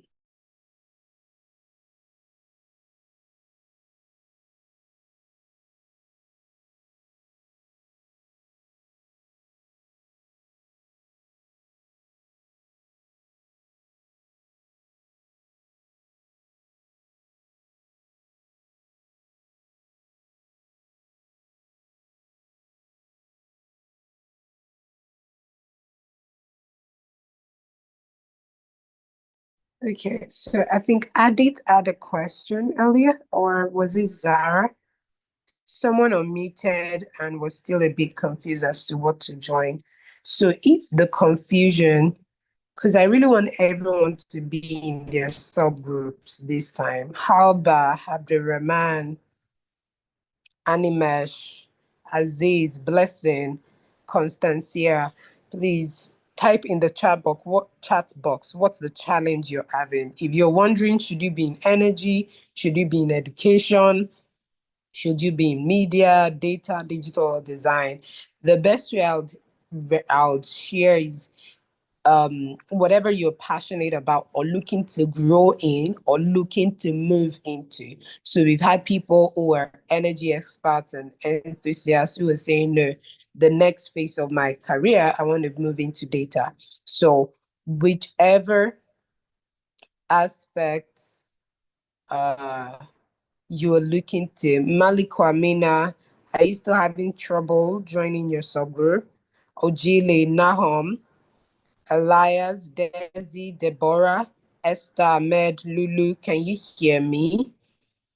Srida, Stevens, Sunday, Tordu, because some groups are missing Zara, any partner energy. So there's no partner energy subgroup. I take it. Let me see, partner energy. Okay, so Tech for Good Africa, I think subsequently, please, let's do the breakout rooms the way I did it last week, right? Let all the ambassadors be created first, all the leaders, then all the partners, because this looking through it this way is a bit confusing. Okay, so Tech for Good Africa, please create partner energy. I think that partner energy is not created yet. So that's why Malik Kwamina is stuck. Okay, The group, Abdul Rahman, the breakout room. There's no partner energy breakout room. All right, thank you for that. Zara, do you have clarity now on what what breakout room to join? Yeah, I know which one to join, but the group, the ambassador, the partner, the leader, I just need a clarification on that. What are the differences? Okay. So do you understand it now from my previous explanation? Sorry? No, I didn't So get the I've full explained that. explanation because okay. So Sorry. ambassador means you are a newbie, you are a university undergraduate, you're a fresh graduate, then you are an ambassador. Leader means you've done anywhere between 5 to 10 years in either energy, then you join leader energy. 5 to 10 years in education, join leader education. 5 to 10 years in media, join leader media. 5 to 10 years in data, join leader data. 5 to 10 years in design, or 5 to 10 years in digital, you join leader level. Now, if you run a company, if you have your own organization, then you're a partner.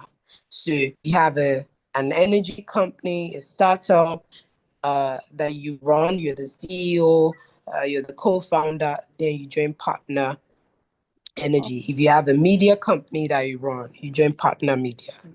Does that explain it better? Yeah, very well. Thank you.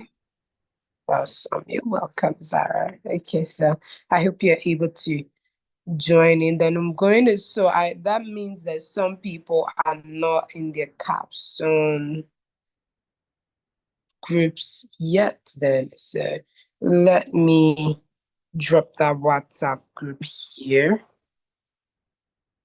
So if you're yet to join your subgroup, some subgroups are making giant strides.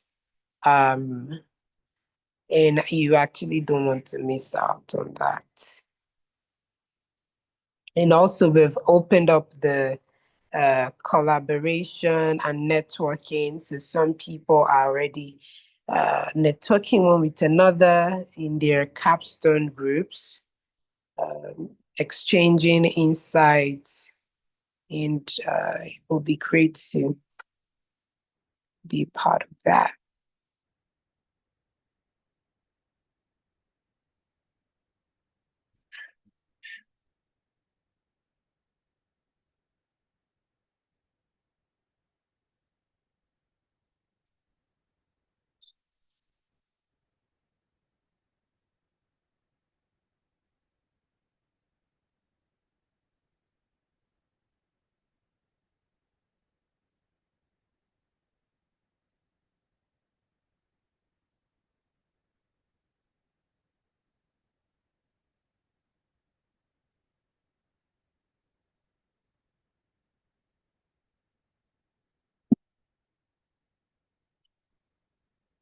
Okay, so we will count down in another minute.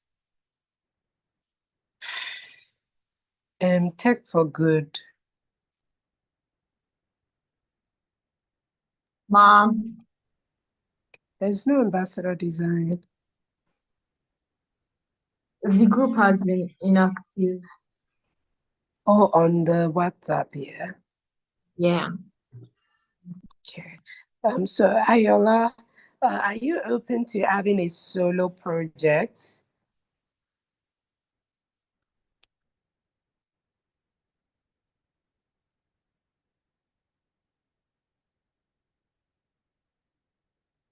Ayola, can you hear me? Tech for Good, let's count down the group from 1 so we can close them out. All right, we'll do.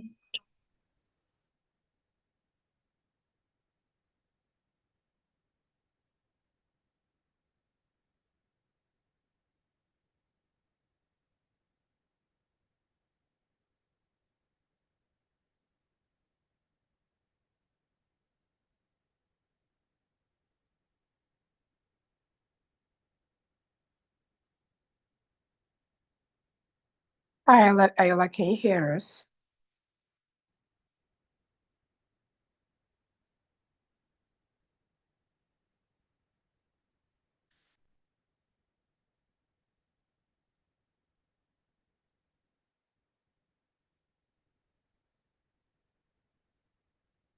Okay, the final session is almost on the way.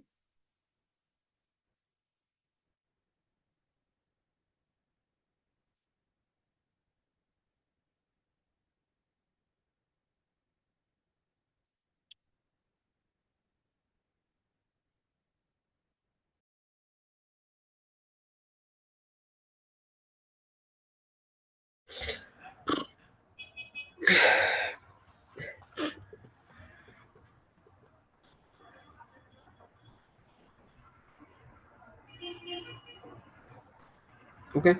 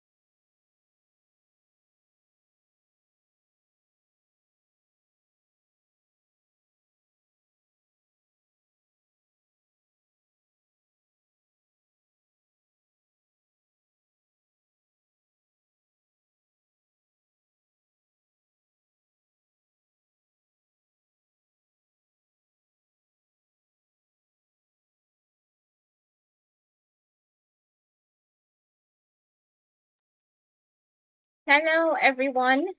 Are we all back from our breakout rooms? I can see that we're up to 80 people here, so that means the breakout session is over. Can someone just confirm for me if we're back from our breakout rooms? Let me just be very sure because I want to again do my special shout out to as many as are going to follow us now on our social media pages. If I didn't call your name before, this is the opportunity to get a special shout out from me. You know, we're over 100 on this bootcamp. So yes, a shout out from me is quite special. So right now, Tech for Good is going to put the link for all of the social media platforms in the chat box. What I want you to do is, as many of these ones that you have an account on, I want you to go back there and follow us on all of these platforms. Yeah, I've seen that you're back from the breakout rooms. Thanks to everyone who answered. So right now I'm opening the chat and I'm seeing those that have commented done. If you know that you have gone to follow us on our social media pages, just click on done so that I can say hello to you specially. Emmanuel, thank you so much for following us. Our TikTok page, join the community. Roni, thank you so much. I see that you have followed us on our social media platforms. Chinua, thank you. I'm waiting for more people, more people, more people. Elias, thank you so very much.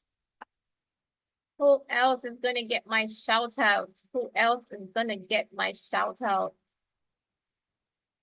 I'm waiting, I'm waiting, I'm waiting.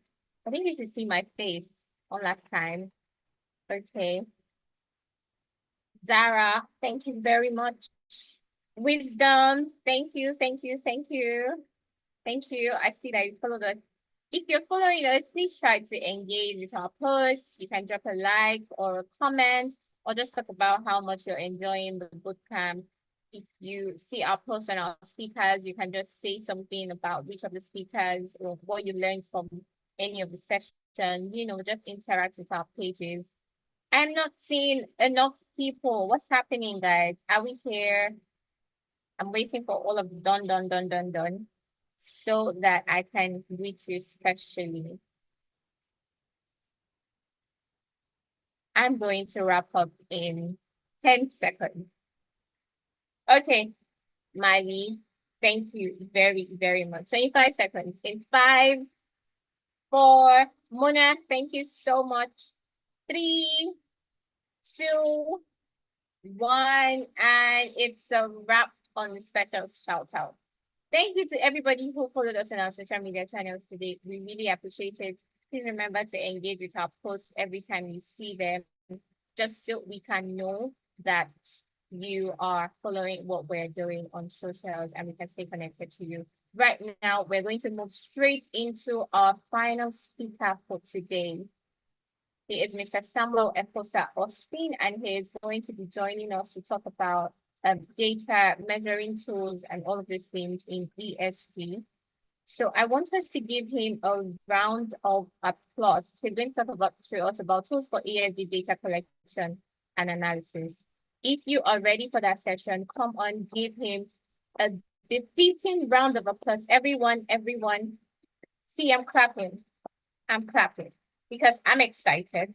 So with your emojis, just clap for our final speaker for today. Thank you. The next voice you're going to hear is that of Mr. Samuel Efosa Austin. Mr. Samuel, over to you. Thank you very much. Hey, thank you, Priscilla here. It's good to be here. I think today my own session will be very interactive. I'm not going to be doing a lot of teaching. I'm just going to be doing a lot of sharing what I think that you should be doing. I think the last speaker that spoke, before I go on, actually, can everybody hear me? Just give me an emoji, thumbs up, if you can hear me. Yes. Awesome. Thank We you. can hear you. Awesome. I am loving the fact that it's even a voice. That's pretty cool. Okay, great. How's everybody doing so far with the ESG? You know what? I want to do something first. What's the first thing that comes to your mind when you hear ESG? Just put it in the chats. First thing that comes to your mind when you think of ESG. Just put it in the chats while I try to share my screen and get my presentation up. Please put it in the chats. Thank you. Please put it in the chats.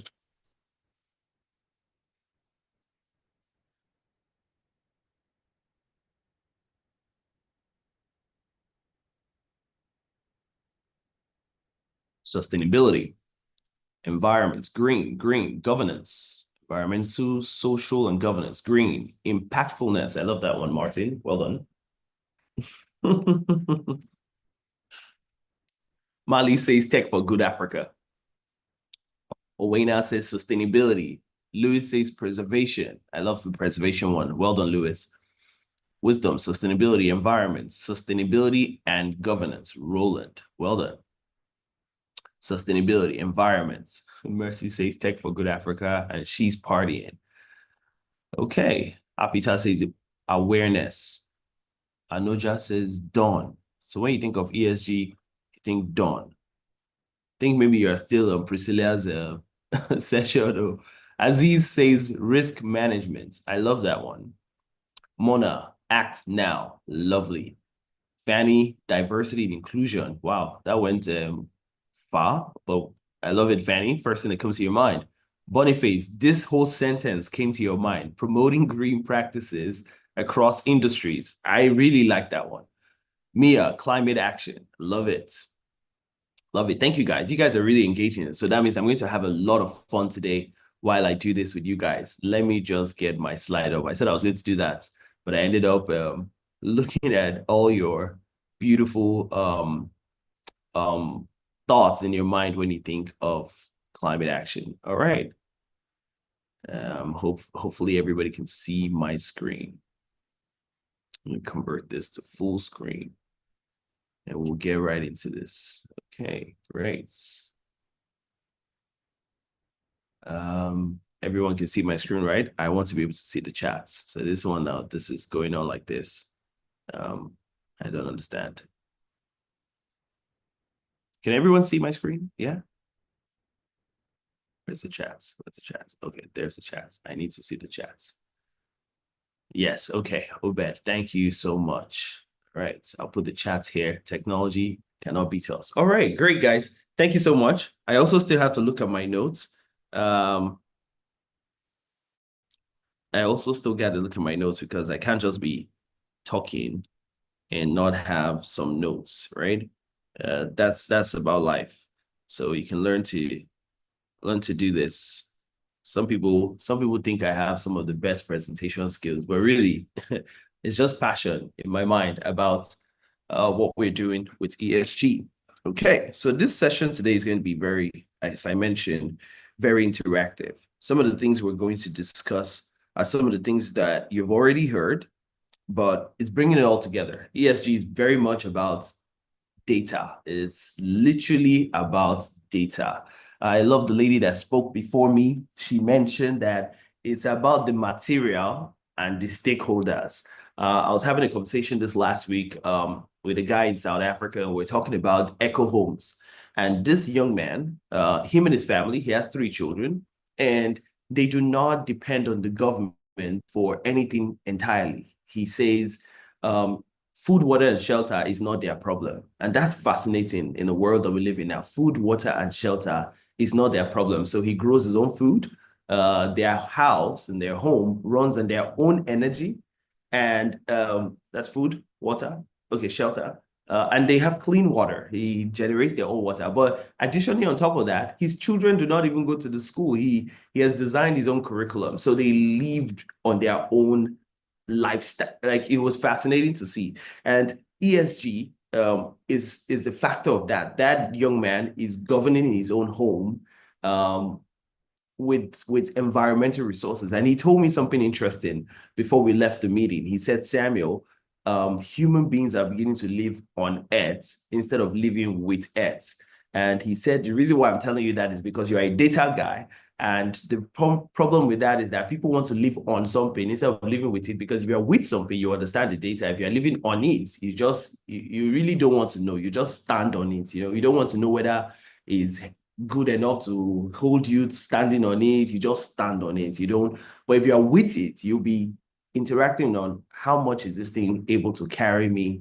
Is it good enough to carry me? And interesting stuff. So it's very powerful for you to understand that ESG is really much about the data of how much can we make sure that our Earth, people are using the resources effectively to keep it here for the next generation. And if we are even going to live on Mars, I'm sure Elon Musk will be doing some ESG for Mars. He's even doing that right now. So just let me look at my note again. Just so I don't lose track, because I can always lose track. I can be telling stories for days. I have many people. So yeah, today we'll just talk about data in general, about how data is driving ESG. Then we'll go on to talk about the eco concept of data, because that's what I live for. And I'll tell you a brief background to that in a minute. And then we'll talk about all the stakeholders. I'm sure the lady that spoke before me now spoke about the stakeholders that exist, and we'll show you how you have already started to become stakeholders by what you're doing. I'm sure many of you before this session, they were like, I don't know whether I'm partner for this. I don't know if I'm ambassador. I don't know if I'm leader. Today, you will learn more about it and get a grasp about that. And then we'll sort of end today with innovation, right? What does it mean to innovate? Because the reason we're doing ESG is not just so that we're just tackling companies and telling them, look at what you're doing. It's to be able to create innovative ways to solve some problems. And then we'll finally end with our interactive session where we'll do this work together. And what I'll do is that after I finish, I'm going to send the team a whole documentation that they can send to you that you can use to understand what we've done here today. That's me for you, and I'm going to go away, wrap up, and I'm going to go. I hope that's okay. Is everybody cool with that? Can we do that? Yeah?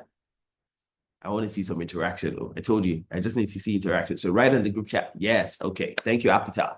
Thank you so much. All right, Temilola, thank you. Mali, thank you so much. I love to see those interactions. Yes, we can. Even Tech for Good Africa is telling me, yes, we can. Love it. All right. Okay. So one thing about me is I'll give a big background to how I got into this space. And I'll give a big background about why you are here. You know, some of you will be like, this is the president of Tech for Good Africa, and he's here to teach us today. Yes, it is me. I'm here to teach you today, but I don't do anything in Tech for Good Africa that be the researcher, be the person that comes up with concepts, and I just let the people run. Your screen is not in presentation mode yet. It's not? Okay. Where is it? What is it on? Are you kidding me? It's not in presentation mode yet. These people, they want to.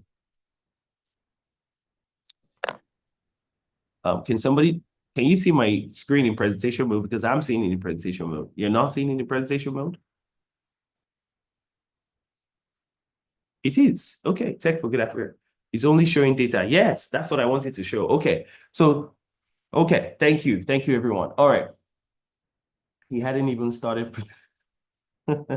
Yes, okay. So let's do this. So I'll talk a bit about the background. 2015, the world came together and decided to launch the UN SDG goals. You need to, it's not yet, you need to click presents. Okay. Interesting. All right, let me start this all over again.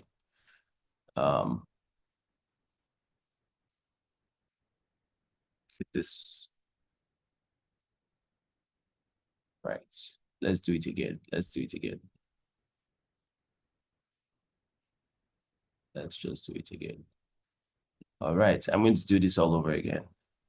I always say technology cannot beat me. How technology beats me? What's wrong with technology? All right, so let's do this again. Present and present. And everybody's now sees in full screen. Yes. Okay. Thank you so much. All right, that's what I needed. In short, if you are seeing it the way it is, that's the way it is. One thing about me is I've presented before, and I told everyone is one of the things that happen when you're creating presentations with too many words is that you're actually polluting the planet. So try as much as possible to make sure that people are taking notes and your presentation is as simple as possible. Again, people don't really remember presentation. What they remember is the impact of what you said. So you want to ask people after you've spoken, saying, what did you remember? I think I learned this from her. What do you remember from what I've said, right? And I want you guys to go away today from what you remembered about what I said. You remember me more than remembering my presentation. Trust me, how many presentations have you seen in this life? And how many of them do you remember? So presentations do not matter. So if you remember one word from the presentation, it's very important to me that that's all that you can remember, right? And that's good. Okay, I can see some interaction in the chat. I can only see a full screen on data. That's fine. Yes, Ms. TT, that's right. That's what he's showing. That's right. Awesome. Great. Everybody's with me. All right. So I told you, let me go back to my story. 2015, the United Nations came together and said, we're creating the UN SDG goals. Many countries, governors, leaders came together and said, the world is going, we need to do things better. And they created the 17 goals. And many of you know what the 17 goals are: end poverty, gender equality, better education, innovation, partnership for goals, number 17, and so on and so forth. In this moment, I was invited to Scotland to the Ethical Finance Forum. This is the first of its kind, and they started to think about other ways of doing financing in this world of sustainability, in this world of ESG. So much was launched that day. Even the ESG was launched on that day. So I was sitting in the first meeting of ESG. I thought, wow, this is interesting. They're talking about ESG. They're talking about collecting data on all this ESG. They're talking about, they even launched what they call Sharia finance. If you know what Sharia finance is, if you're a Muslim, you understand that it's a finance. I don't know why Christians have not created that, but it's a finance that you can get money to build houses, businesses, and there is no interest rate on it. They just thought there's no point of putting interest rates on finance when you know that the thing that the money is going to do good, or is going to create something positive for the nation. So well done to the Muslim community for doing that. I think the Christian community should take a tip from that and launch their own finance as well. So Sharia finance was also launched on that day. I learned so much. But at that moment, I was like, something is missing here for my continent. They're speaking so much about the Western world. Nothing has been done for Africa. How does Africa catch up to this thing you people are doing? You people have gone further. You have already built all your industry, and now you are talking about making sure your industry becomes balanced. I'm hearing things like England going off no cars emission by 2035. Europe is saying 2030. Countries are powerful. I'm like, what is happening for Africa? And that's when the mission started. I thought to myself, you know what?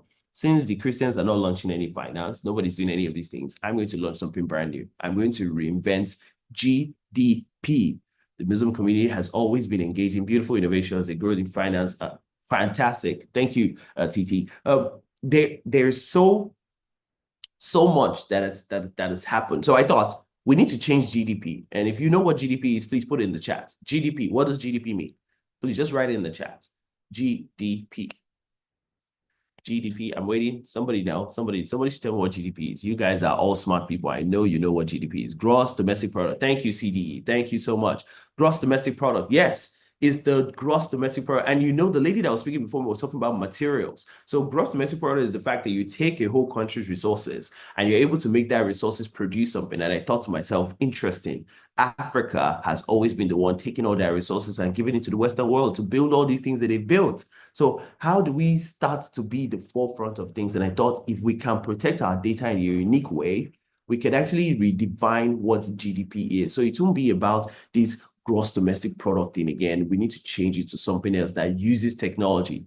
And as I started that mission, today we're talking AI. So let me dive into why I've come here today to talk to you about that. I want to talk to you about that concept and how we're using it. And then I want to talk to you about the stakeholders of this concept, because even in the GDP now, if I ask you in your African country, wherever you are, do you know your role in the GDP of that country? There's 5 sectors of economies. There's land, there's labor, there's capital, there's enterprise, there's education. If I ask you, what's your stakeholding power in any of these 5 things that forms that GDP? It's sort of vague. You sort of think that I went through school. Yes, I went through education. Land, I have to buy it. Well, my forefathers have one land in the village. I'm from one village. So it's very vague on how to be able to be a stakeholder of your economy, right? It's funny, but if you understand the data, you understand how to interact in your economy. And I want each and every one of you guys in Africa to be able to know how to interact in your economy and be able to do ESG well. You know, remember the lady was saying it's not about the technology, it's about the scope, it's about the mindset, it's about understanding the framework, I think she mentioned 2 things, that the elements and the principles. Yeah, so elements that form it and the principles that you must take. Okay, so let me move forward. Let me not waste too much time. All right. So what is the power of data in ESG? I told you guys I have to use my notes because my presentation is as simple as possible. What is the power of data in ESG? We all understand that ESG is already environmental social governance. We already have said that, but what is the power of data in ESG? Why do we have to do data in ESG? Right, give me a second. I'm just going through my notes, power data in ESG. Okay, so,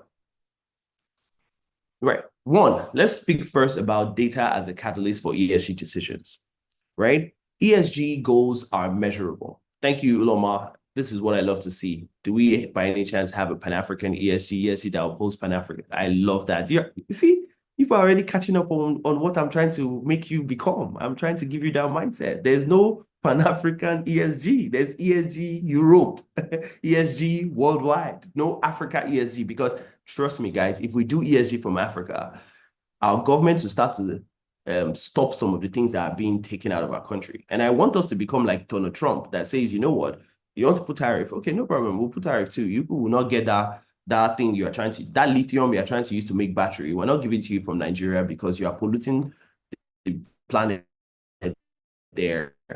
And you know what?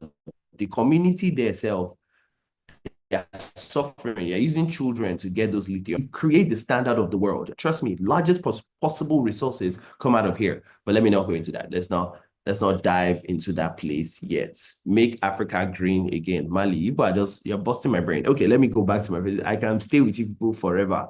Let me go back. All right. So data as a catalyst for ESG decision. ESG goals require measurable, trackable progress. You want to be able to measure how much materials are being used, like the lady spoke before, how much stakeholders are being affected or are making decisions in those things, right? So ESG goals require measurable, trackable progress. That's something to note, right? Data allows organization to move from assumption to evidence-based. So if I ask you about what is happening in your country now, you'll be assuming,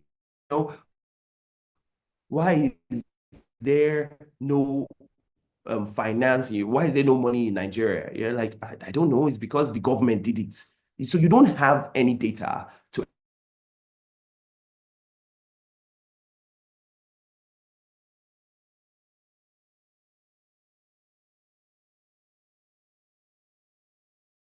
types of data that are driving ESG. Three things. One, environmental data.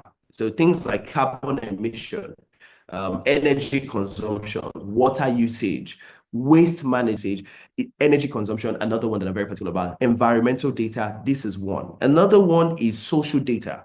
So employee diversity, the community engagement. How many people did you use from that community to do that job that you're doing in that place? Supply chain ethics. Again, I mentioned about that of taking lithium from a place and using kids to get that lithium out of that place. So you see now that the social data is another one.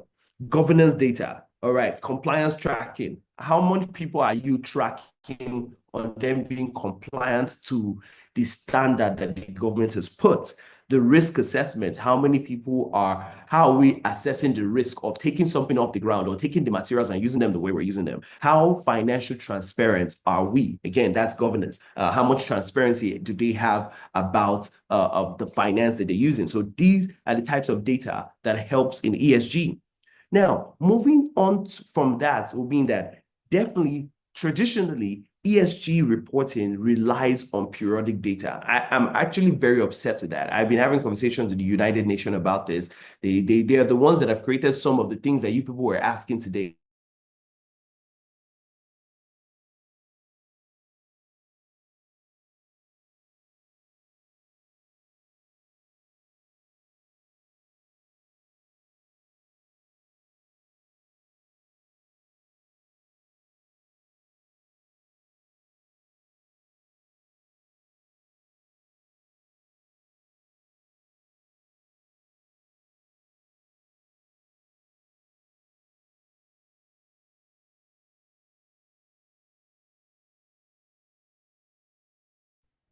Hey guys, I don't know what just happened there. I'm sure that maybe the government were listening to what I was telling you, and they said, this Oga wants to tell these people how to come and fight us in government. I was about to. For real. I won't They, doubt it. they knew that I was about to tell you people the thing that will make you people just change it for everybody. So don't mind them. They turn off my internet for a minute. All right, guys, I'm back. Right. I've told you the traditional ESG is a reporting thing. And it's one of the ways that we're seeing that rich people stay richer, government is scamming people because they'll give you yearly reports. And yearly report does not help you. You have your phone on your hand now. You are scrolling through Instagram every day. You are seeing data from all around the world. In short, some of you are influencing your marriage, your life, your children through what you are seeing on Instagram.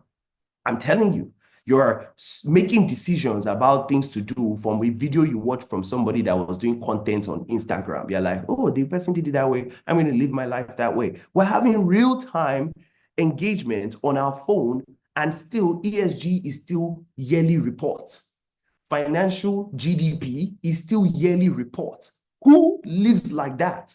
So do we need to make these things real time? And that's where data comes in. Data can make it real time monitoring. We need to make things real time monitoring. So traditionally, these reports have remained on annually or quarterly reports. But one thing that data can do is turn these things to real time monitoring, enabling immediate intervention and proactive sustainability management. If you want to manage things, you want to have that real-time information. I saw somebody put on the chat about AI. Yes, AI is going to, again, I'll say to somebody this week, AI is going to add about $4 to $6 trillion every year to the GDP of the world. That means each person would have like $500 every month if we do the calculation. That means there's nothing like poverty anymore. So this thing about Africa needs to change. There's nothing like poverty anymore. There's more about using the data to make better decisions and foster everybody having equity, equality, diversity, and things like that. So one thing you want to know is, how can we make this thing real time? How can I take the problem of, or the challenge of waste management and make it real time, where there's IoT and the government knows when the trash is full in a particular location, instead of using some timetable to bring in the truck to come and carry the trash in your house. Real time data, right? These things are very important. How dare we be? All right, these guys, you people are just killing me in the chats. You're killing me in the chats. Right, similar to the stock exchange. Thank you so much. Real time. This CDE, you're on track with what I'm trying to get there. You're getting it. The stock exchange is already doing that. How come we don't have one for materials that are being consumed from nations? If you are taking out the lithium from the ground, there's IoT saying they've taken out 5 tons of gold now from here, things like that.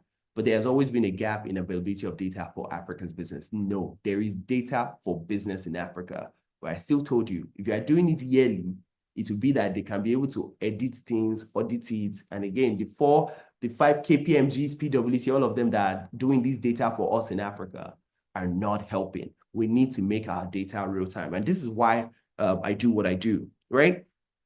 So again, example of that real time will be companies using IoT sensors to track emission in real time, so that they can adjust their operations instantly.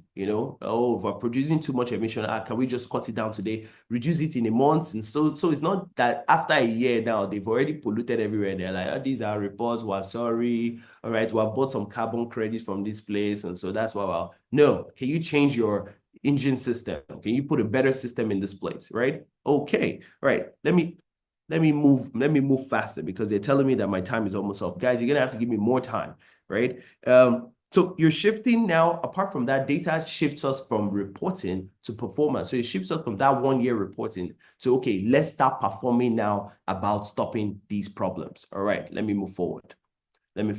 Now, I told you that there's a data concept of what I'm trying to put into spaces for you to understand how to echo yourself and echo wherever you've come from. So again, one of the things the lady was saying before I started to speak was, she was saying that there is no data for your particular location. The context of your ESG or reporting or standardization or protocols or rating is based on where you are. It's based on the location that you're in. So ECHO is environment, community, and organization. It's also sounded like ESG, because it's like environment, but then communities is social, but organization is governance. But now let's focus on ECHO as a standard for measuring your location, where you are now. If I say the ECHO of Zimbabwe, and we wanted to collect the data of the ECHO of Zimbabwe and compare it to the ECHO of Nigeria, it's a better metrics than using GDP. So I'll take the emission that's happening in Zimbabwe, energy use in Zimbabwe, what waste is in Zimbabwe, because I can even take it's a thing now that Europe are looking for ways to buy. I'm seeing countries like Switzerland looking for ways to buy from other countries that they can use to do other things, because they have already gone further in this ESG, this sustainability. Let me not use the word ESG now, the sustainability movement. So they're looking for waste to convert. They're looking for more waste, because why? Places like Netherlands, 98% of their waste is already converted to energy, already converted to something else. We're not doing that in Nigeria. The waste are still packed up somewhere. We're not doing that in Zimbabwe. We're not doing that in South Africa. We produce a lot of waste, because why? We have a lot of resources, right? They'll stop it because Moody relies on our lack of data. All right, fantastic. So how do we use this ECHO concept, right? The ECHO model just integrates these three things to provide a holistic data-driven approach to our ESG impact. How you impacting the environment, how you impacting governance, how you impacting social movements, right? So if you look at the environment, you're looking at key metrics like carbon emission, looking at the scope 1, 2, 3, energy consumption, is it renewables versus non-renewables, waste management, air pollution, biodiversity. One of the things we need to protect well in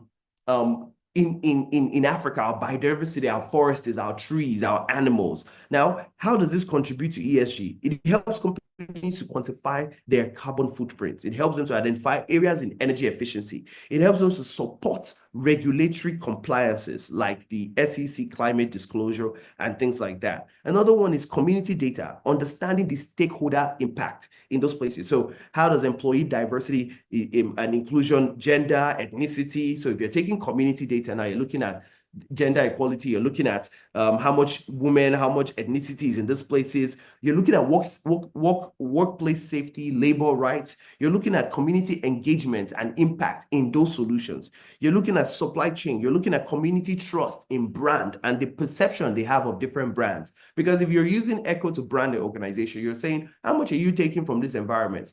Which people are you using from this community? What is the organization value of this thing? Again, organization enhancing compliance, so like ESG risk, board diversity, executive pay, transparency in finance. I've already mentioned some of these things. Using the ECHO data, we're able to make sure that you are reporting what is happening in your location, and we're able to then use that to call people to the real-time data of what's happening. Again, we've stayed building a platform around this. I told you my story started in 2015, and we started to build a platform saying, how can we echo different locations in Africa so that I know what is in Zimbabwe? Right now, if I wanted to compare Nigeria and Zimbabwe, I'd probably be doing Zimbabwe jollof rice to Nigerian jollof rice. It's not working. It's not helping us. We're not moving forward with these things. If I wanted to compare Kenya to us, I'll compare Kenya to us from Kenya and Nigeria. I don't even know. There's no metrics at this point to compare us so that we can even create a one African, context for even currency. I remember one of the guys I was listening to, a professor, very powerful professor, and he was saying that Africa does not even have one currency like Europe, that we can even say we can trade. We have over 50-something currencies. It's just horrible to be able to compare and even bring us together to say, let's protect our environment from degradation, from robbery, and so on and so forth. All right, let me move forward, because I actually want us to do just a session together. So now, how do we accelerate these things with partnerships? So again, some of you are already in these groups. Some of you are already engaging with what we call here partners, ambassadors, and leaders for sustainability. Why have I done this? So one of the things that moves an economy forward, if you think about GDP, is the fact that there's innovation in those. So you take a thing from a natural resources. Remember when the lady was talking about materialism? You take something for Coca-Cola now, you take water, you take the bottle for the Coke, you take the plastic, all of those things, you take them from a particular place.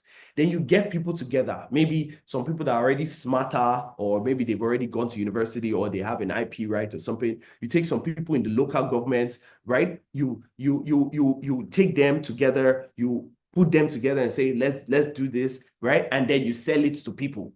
You sell it to people and then those people start saying, I of Coca-Cola. I love this. And then eventually one of those people go to university and learn about ESG and be like, Coca-Cola is polluting the planet, or the sugar is not helping my health because there's too much sugar in Coca-Cola. I'm going to cut it down. Right? You see, there's a perception, there's something happening there with all the stakeholders to make sure Coca-Cola continues to thrive. So imagine how we can kick Coca-Cola out of Africa, right? But we can't now, because why? Our governments need them to pay and all this other stuff. So how can we create new ways of innovating? The PALS network is very interesting.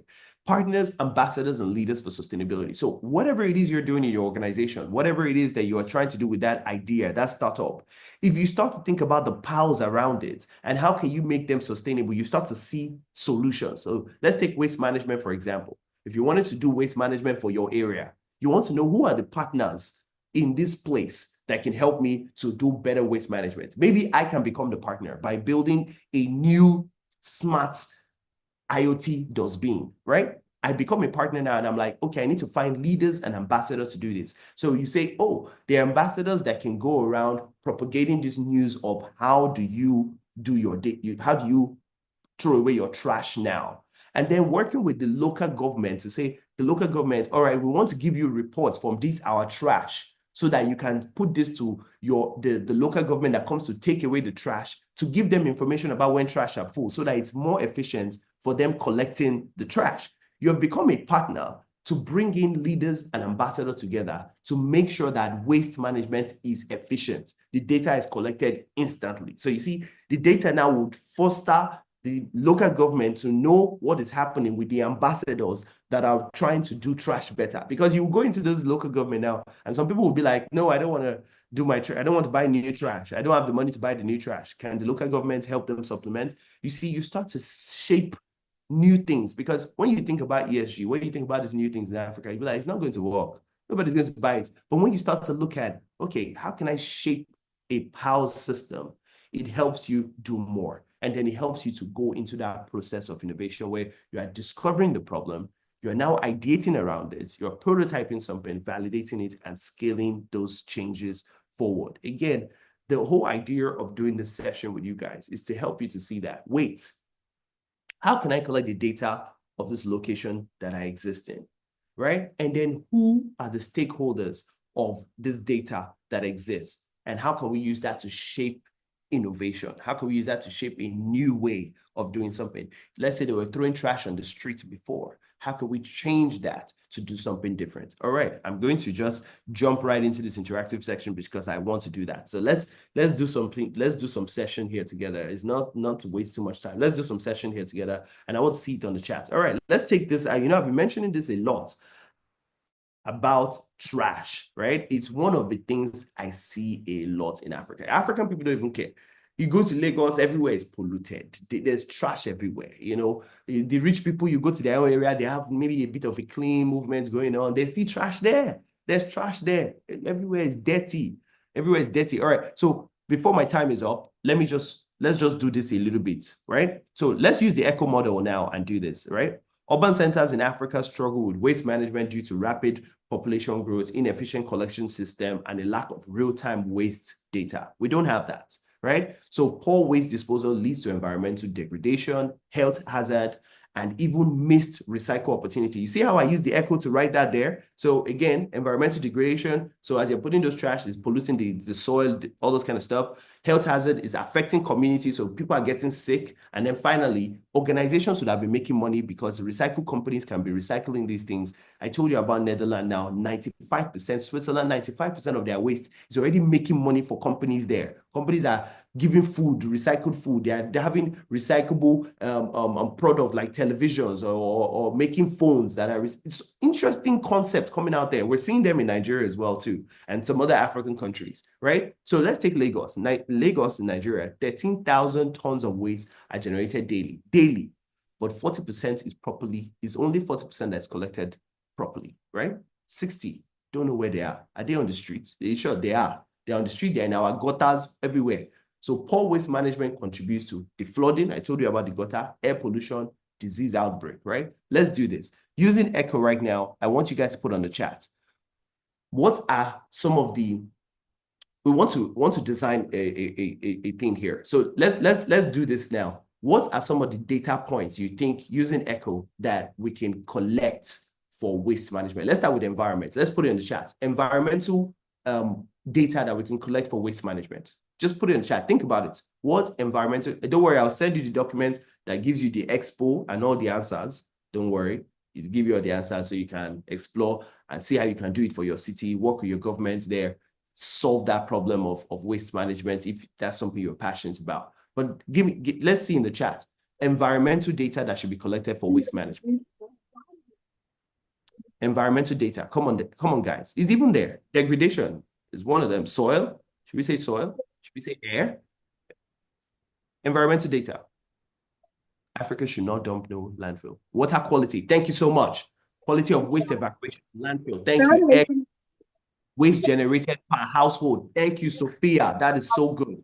Air quality, amazing. I love that. Right, and Sugani, do you want to mute? Methane emission, amazing. Amount of plastic use, agriculture and construction waste, amazing. See, you guys are brilliant. All right, let's move to community. What community data should we collect for waste management? What community data should we collect for waste management? Community data, community data. Think about people, think about education level, think about health, think about those sort of things. What community data should we collect? Urban pollution, waste management. Okay, all right. Community data, community data. I want to see some community data available for the community awareness of waste management. Thank you, Sophia. Another beautiful one. It looks like Sophia is very passionate about waste management. Disease caused by improper waste. Fantastic. Again, maybe that data from the hospital in that area. Waste disposal frequency, number of people that have been trained. Amazing. Social inclusion. Waste. Okay. Number of people developing respiratory disease. Okay. Healthcare waste management. Amazing. Thank you, Apita. That's amazing. All right. Let's do organization now. Let's do organization. What organization data should be collected? Waste. Beth says waste. Okay. All right. Waste. Okay. Organization data. Come on, guys. We got this. I know you guys have this.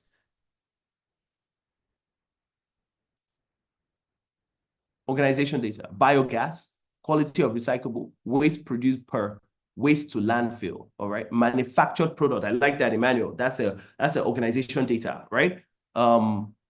Employment data. I love that. Yes, employment data. Organized level of recyclable material packaging used. OJ, well done. Teresa, that's really good.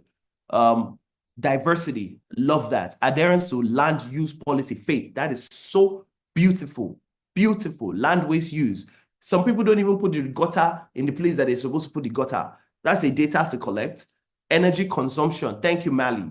Carbon footprint per product produced. Amazing. Production. So you see, you guys are amazing, right? Okay. Let's move to the PALs now. Let's identify now who are the partners that we need to have to do a better waste management. Now let's do it this way, right? To do PALs, you have to know the innovation that you want to create. So let's say now that we want to create a smart waste management system, Who do you think are the PALs we need for that? Let's start with the partners. Who are the partners we need for a smart waste management system? MDAs, ministry, okay, government, local communities. You guys are just saying names. Partners is what I'm saying. Partners, local council, okay? You think the local council will have a smart way? Okay, healthcare, data analysts, all right? You are moving too far. You have gone already to the ambassadors and the leaders.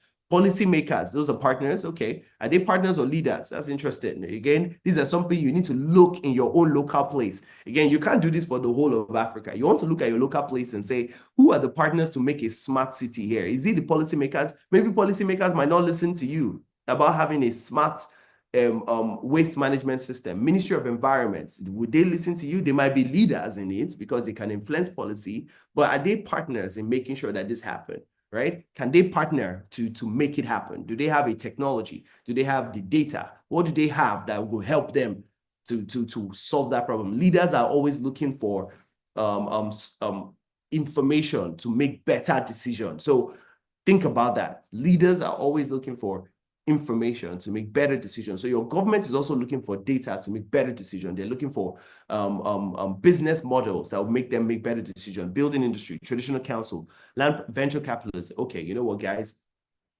This has been awesome. All right, let me just end with this final one. How can you incentivize these people you've mentioned now? How can you incentivize them to adopt these smart waste practices? Remember, I told you Coca-Cola will continue to thrive in Africa because Coca-Cola pays taxes from all the Coca-Cola they've sold to us. We bought the Coca-Cola for 200 naira in Nigeria. Is it 200 naira now? Maybe 250, I don't even know now. It's even 1,000 in some places. Okay, I'm loving this. Compensation, incentive, tax concession, love it. All right, this can, yeah, okay. So creating challenges and target, Lewis, that is beautiful. I love that one, Lewis. That's great. Rating and ranking. So ranking the people, I love that. That's an incentive. Ranking them, and because you are ranked, you get some sort of incentive. Providing reports and proposal detailing how you can solve it. All right, everybody's just, they're just pouring everything on me. Coke is now 500 naira. Thank you, Oluma. Coke is 500. You're even crying for the Coke being 500 naira, even though the Coke is polluting the planet and giving you sugar problem. All right. Brand recognition. All right. Leaderboards. Lewis, that is good. Leaderboards. Who are the leaders? Who is doing the most when it comes to waste management, right? It just helps with that. It gives people better information. So if you know the person that's in the better waste management, you can then call them to come and help your location, right? It's amazing. Thank you for the leaderboard. Amazing stuff. All right, guys, this has been exciting, right? I told you that my goal here was not to do anything more, again, was not to do anything more than to open your mind to this new mindset. The only thing about this new mindset is that many of you that have finished ESG program with us, we don't want to just be speed. There's many people doing training on ESG. There's many people doing training on social entrepreneurship. There's many people doing training on how to be sustainable. Sustainability is all a new term now. We're now even seeing a lot of greenwashing, whitewashing, blue washing, greenwashing, yellow washing of this whole thing. And I'm tired because I want to see an Africa that has ownership of their identity. One of the things we're seeing now is how Donald Trump has shown us that, you can't just change it for anybody.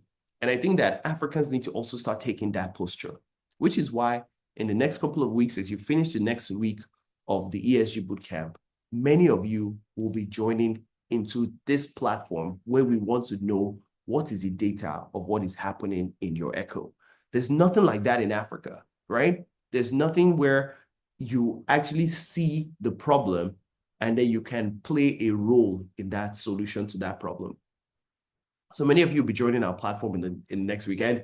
We will not give you the freedom like we give you the freedom here to just become a partner, ambassador, leader, and so on and so forth. No, you join our platform as the Echo and you can grow to becoming a partner for environments. You can grow to becoming a partner or a leader if you were in the government for community in Kenya. Again, it's about making sure that everybody starts to have that identity and purpose for the development of Africa. Not always just looking at, I don't have to do my own, what's my own problem? If you know the echo of Kenya and you decide, I want to be a partner to solve this problem, that means you have a solution, you have a technology, and that technology can help leaders and ambassadors of those locations to make better decisions. So that means ambassadors will be talking about you everywhere. And leaders are taking that technology you're using and they're using that technology to make sure that things are done better. Maybe it's aligning to their policy. Maybe it's aligning to what they've envisioned. Our government in Africa has some of the best policies. They know how to put policies out there. But then the partners and the ambassadors are not working with them to make sure that those policies become a real thing. We always think that this policy, they will not implement it. But it's because you did not come up with a solution that can match up to their policy. I'll give you an example. Elon Musk, he bought Twitter and Donald Trump is now president again. Do you think that him as a partner now did not align himself to a leader that would allow all the ambassadors of America to work the way that they're working now? The guy is even firing political leaders now. Why? He has moved so much in the rank as a stakeholder, as a partner, that he's influencing leadership to do things in a particular way for ambassadors. So he's pushing a lot of tech initiative through ambassadors of tech of America. Sam Altman is one of his ambassadors. You can't call Sam Altman. Sam Altman is already moving now to becoming a partner as an AI infrastructure builder. This thinking is the thinking that each and every one of you guys that have joined this ESG program should start to go and think about your location and say, what is the echo of this problem, this challenge we're facing here? If it's a challenge you're facing there is that there's no better, there's mining problem. Maybe they're mining things and polluting the planet. What better ways can I take the data of this echo of this challenge and then create a position where I am, whether I become an ambassador of it and start to advocate for it, or I become a partner that has a new idea or solution, and I convert that solution to an innovation that will get leaders and ambassadors to join me on it. And I'm trusting you all that when you start to use the Echo platform as it comes out in your countries, you guys will be able to shape PALs that are solving some of these big challenges and even launching your own challenges on the Echo platform that gets other leaders and ambassadors to join you to solve this problem where nobody comes to challenge you because now it's on there. It's the real-time data. It's not data that is real-time data, right? Thank you so much, everyone. I'm going to stop here. Again, this was just to inspire you. This was just to show you that there is a new mindset out there. There's a new mindset being breeded, and we all can do that. All right, thank you so much. I'll take any short question, and we can close today. Thanks. Thank you. Lovely presentation, actually.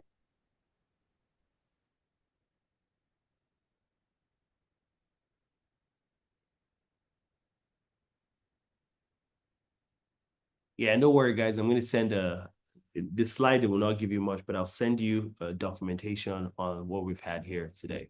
Okay, I'm passing this on back to where's our host?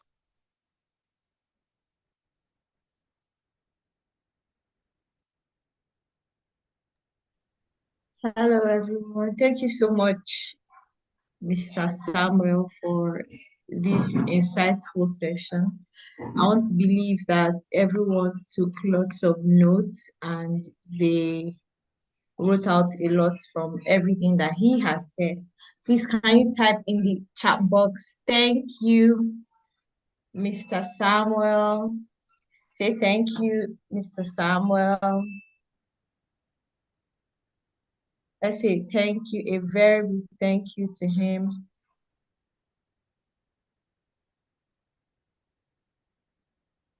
Okay, so we have come to the end of today's session.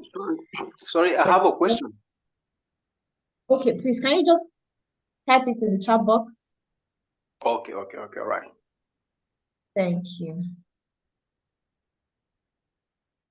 Yeah, if we could take questions for just a short period of time. I know we've gone past time. We take just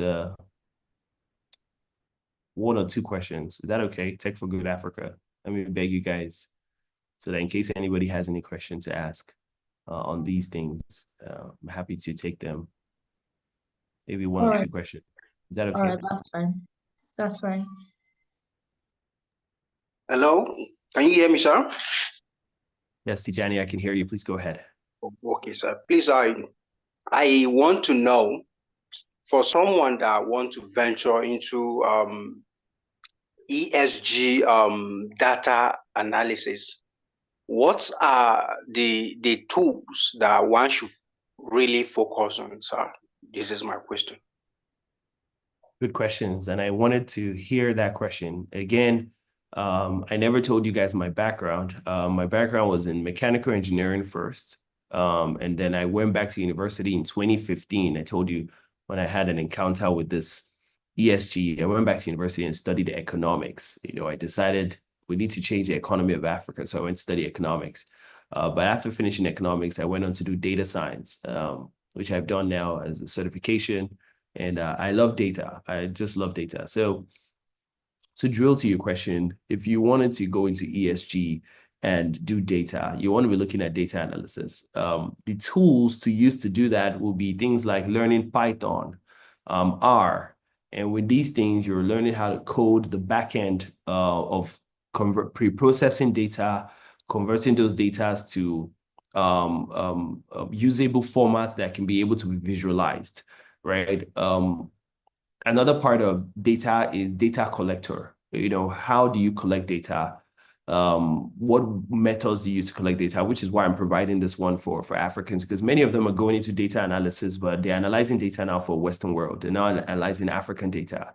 So we want to be able to create a master data set that people can come and analyze it and give data to various locations. So Python, R, these are backends for data analysis. But data visualization, you can use tools like Tableau, you can use tools like Power BI, all these tools that exist that have come out of big companies. And most importantly, the Echo platform as well will become another data tool that you can use to showcase data stories of your locations or challenges. Echo is going to be joining in challenging these Power BIs and these Power BIs, this Tableau. We also want to sit in that place of saying we have data too, because if you go on Power BI, you go on Tableau, they have data that you can pull, you know, on those platforms. We also want to be able to have data sets, but real ones, some of these data are not even African data. If you go on Power BI, Tableau, you probably find no African data to do analysis to understand the context of Africa. You are literally doing context. I remember doing a data analysis with some of my friends, and we're doing analysis on gun shooting in America. There's no context of gun shooting in African countries. You can't come to Nigeria now, you're saying people are shooting each other, and you're trying to find out which people are shooting people. Is it black people that are shot the most, or white people, or you know, is it men that are shot or women that are shot? We don't have that. The context of Nigeria is not people getting shot. Maybe if we wanted to do that, we'll be talking about Boko Haram in the north and seeing how many people have died from the insurgents. So you see, the data, we have to shape our own type of data. So definitely, if you're going into ESG, these are some of the tools to practice how to pre-process data, convert data to visualization, and so on and so forth. But we also have a very big task on our hands as Africans to build our own type of data master set that helps us to start analyzing data for our own ESG policies, aligning to the policies of our ESG countries and things like that. I hope this helped. Louis, Yeah, good question. yeah, thank you very much, sir. Thank you very much, sir. I'm very, very happy. Thank you, sir. You're welcome, Tijani. Louis, that's a good question. When you come up with an actionable idea, and we would really love to see your idea, Louis, and help as much as possible. Again, Tech for Good Africa wants to incubate this type of ideas. We also want to make sure that you grow, to making sure that you're helping your echo wherever it is with your ideas, because people have brilliant ideas. There's no funding for them. There's no support to be able to help them bring those ideas to life.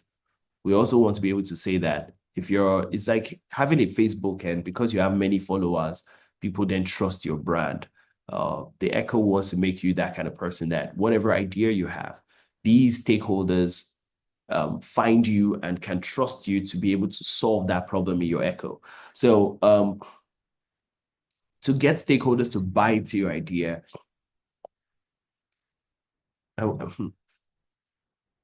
so I don't want to speak like white people, especially I want to speak like an African. I don't want to speak like an Oyinbo.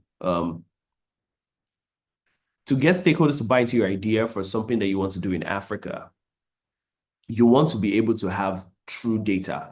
I've mentioned it, like decisions are made from data. So if you have an idea, I showed something with the innovation process. You know, you want to first of all validate that this thing, if we don't do it, everybody will die, right? You want to use that innovation process. I'm just trying to find where that is, the innovation process to get the stakeholders to understand. So first of all, discovery, you know, this is discovery of what I've discovered. This is the idea that I think would help that discovery. Then here is a prototype I've done about it, and it will work. So when you are getting the stakeholder in now, you want to know which parts of this innovation process does the stakeholder come into? So if you are in the discovery stage, so maybe in the discovery stage, the stakeholders you need then is, depending on the challenge, the stakeholders might be leaders. So let's say you're trying to do something with, again, I would like to know what your idea is so that we can shape that together, right? So it could be in your discovery phase of why that idea has come to your mind is that you have discovered that there's a problem, but you might not have the data. You just have the assumption that this thing might exist. What you want to do there at the discovery phase is, who do I need for this? Do I need to have ambassadors that will go out and collect me data? Do I want to do a survey of this amount of people to say this thing does exist? Identify those.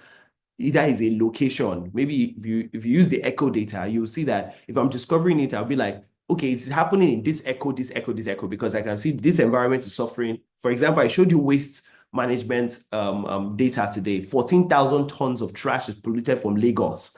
40% is only done properly. Now, that's only Lagos, but Nigeria has, so if the environment of Lagos is 14,000 tons, how many is across? So if I'm able to collect that and showcase that in the grand scheme of things, it then leads me to like, okay, what is the idea to start to solve this thing one by one, right? What idea can I use to close that 60% gap?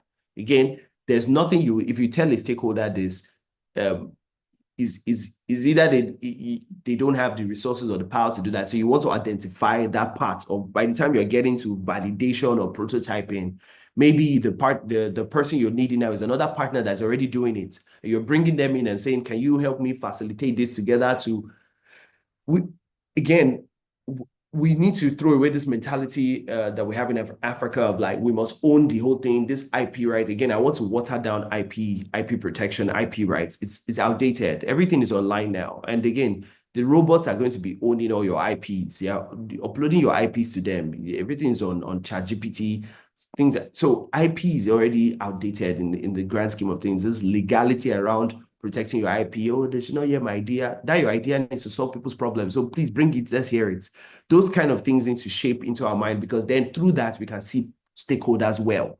The scale will follow you'll be seeing the stakeholders that maybe you need to just do a training to showcase this first, that it will work. Then get those people in that training to participate in this. Again, we are an example of getting people to understand this stakeholders, to engage with us. That, okay, look, there's an idea here of collecting data this way as master data sets. And then we want to be able to use that to foster bringing more good ideas to the forefront than ideas that are all about funding. So in Africa now, everything is all about make money. But what about doing the good for the people? There are people suffering. So you see that idea, right? Okay, so they're telling me my time is up, but I'm still seeing questions. Do you have an idea about what the cost of collecting data before an ESG data is? Okay. Team Tech for Good Africa, please, if you can get some of these questions for me, and I'll answer them and send them to these, like Elias, Mali, please share some of the data set tools in the WhatsApp group. Again, please just share these questions with me and I'll take them on. And share with you guys. Thank you so much. God bless. Thank you so much, Mr. Sam. Thank you so much for these exhaustive answers to all of the questions.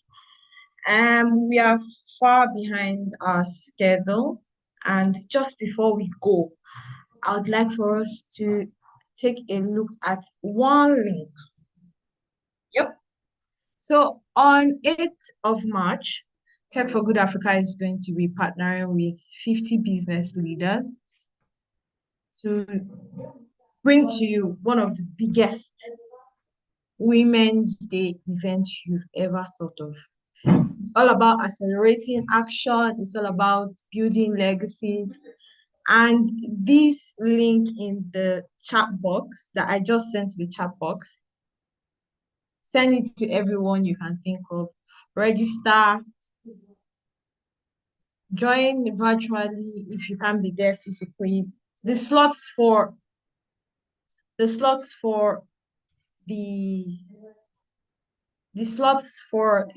event is very, very minimal. So it's going to be the most impactful session that you have ever thought of. And it's for all type of women, whether you think you are not qualified, you are qualified, any type of women, send it to every woman you can think of. Please, I'm going to be sending the link again. Copy it, send it to, copy the link, send it to everybody you can think of.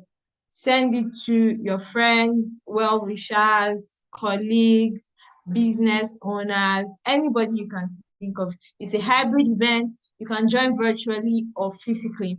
Please register now. Now. Then secondly,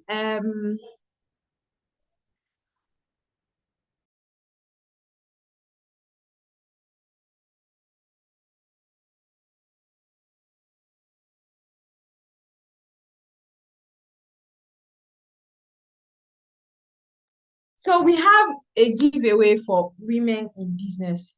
So you can run to any of our social media platforms, register or join this giveaway session to win.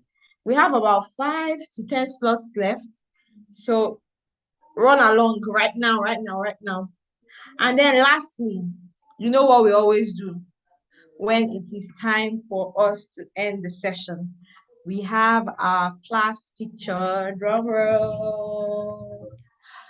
So let's unmute, or should I say put on your videos. I was thinking of the right word, but just put on your videos and let's take our class picture.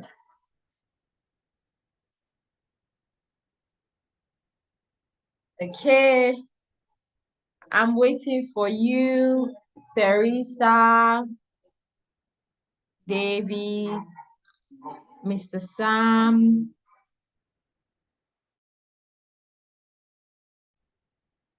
Emmanuel, Efosa, Udochi, Stella.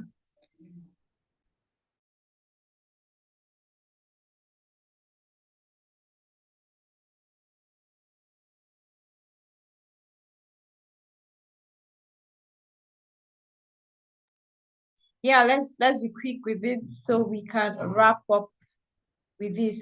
And just before we go, Tech for Good is going to be your Valentine. Even if you have a Valentine, we're going to be the next Valentine that you are going to get. So check your mails. Be checking it every day of the week. You are going to get a notification in your mail.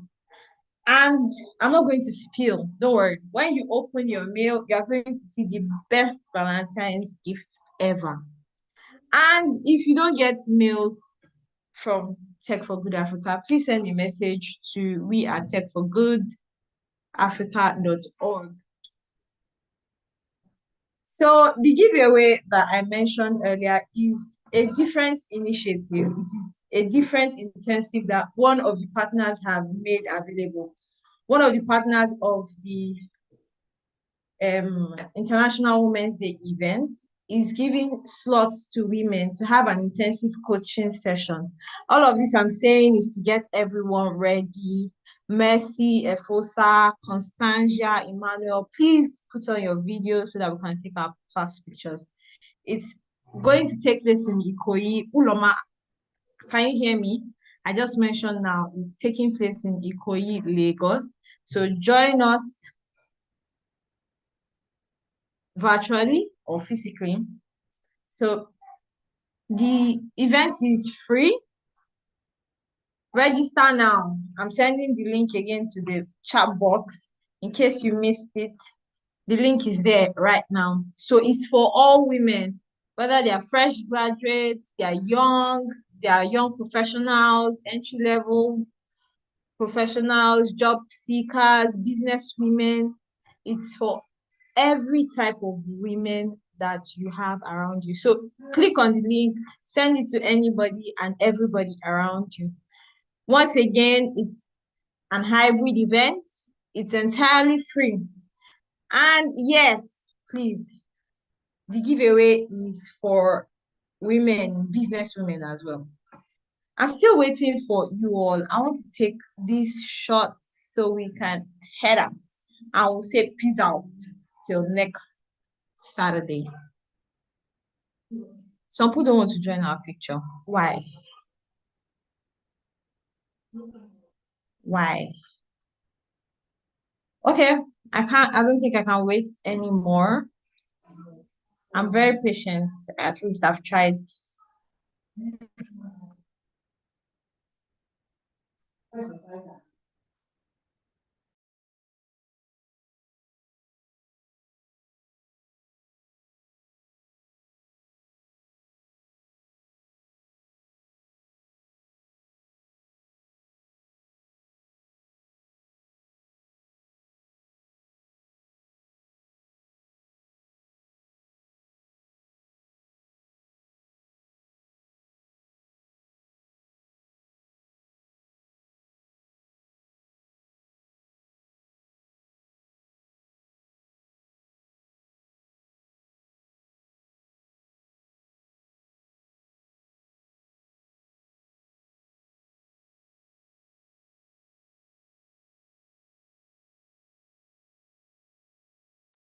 Tech for Good Africa, have you taken the pictures?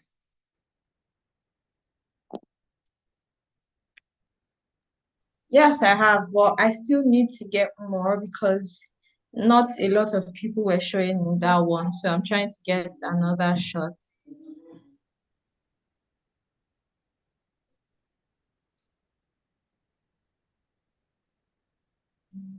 I still need a couple of people to join. Mm.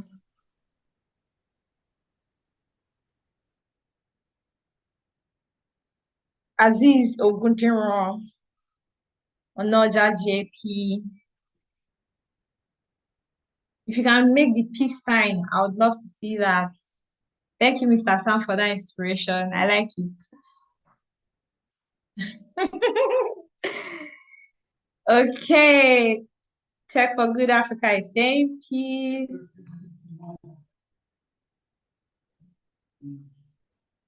Yeah, I'm tired. I'm feeling like one of those days where you say take photos of your where you were kids and you have to be, it's okay now. It's okay. It's okay.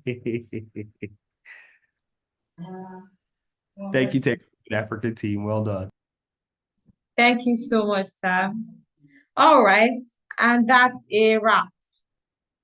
Bye, guys. See you same time next week. And I would love to see your capstone projects.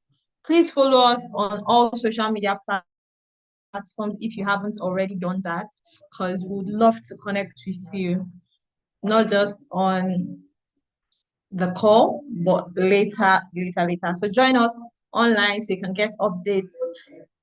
Please, when you get emails, respond to those that need immediate responses. Communicate on your group chats for your capstone projects. Thank you so much for joining and see you next week. Ciao.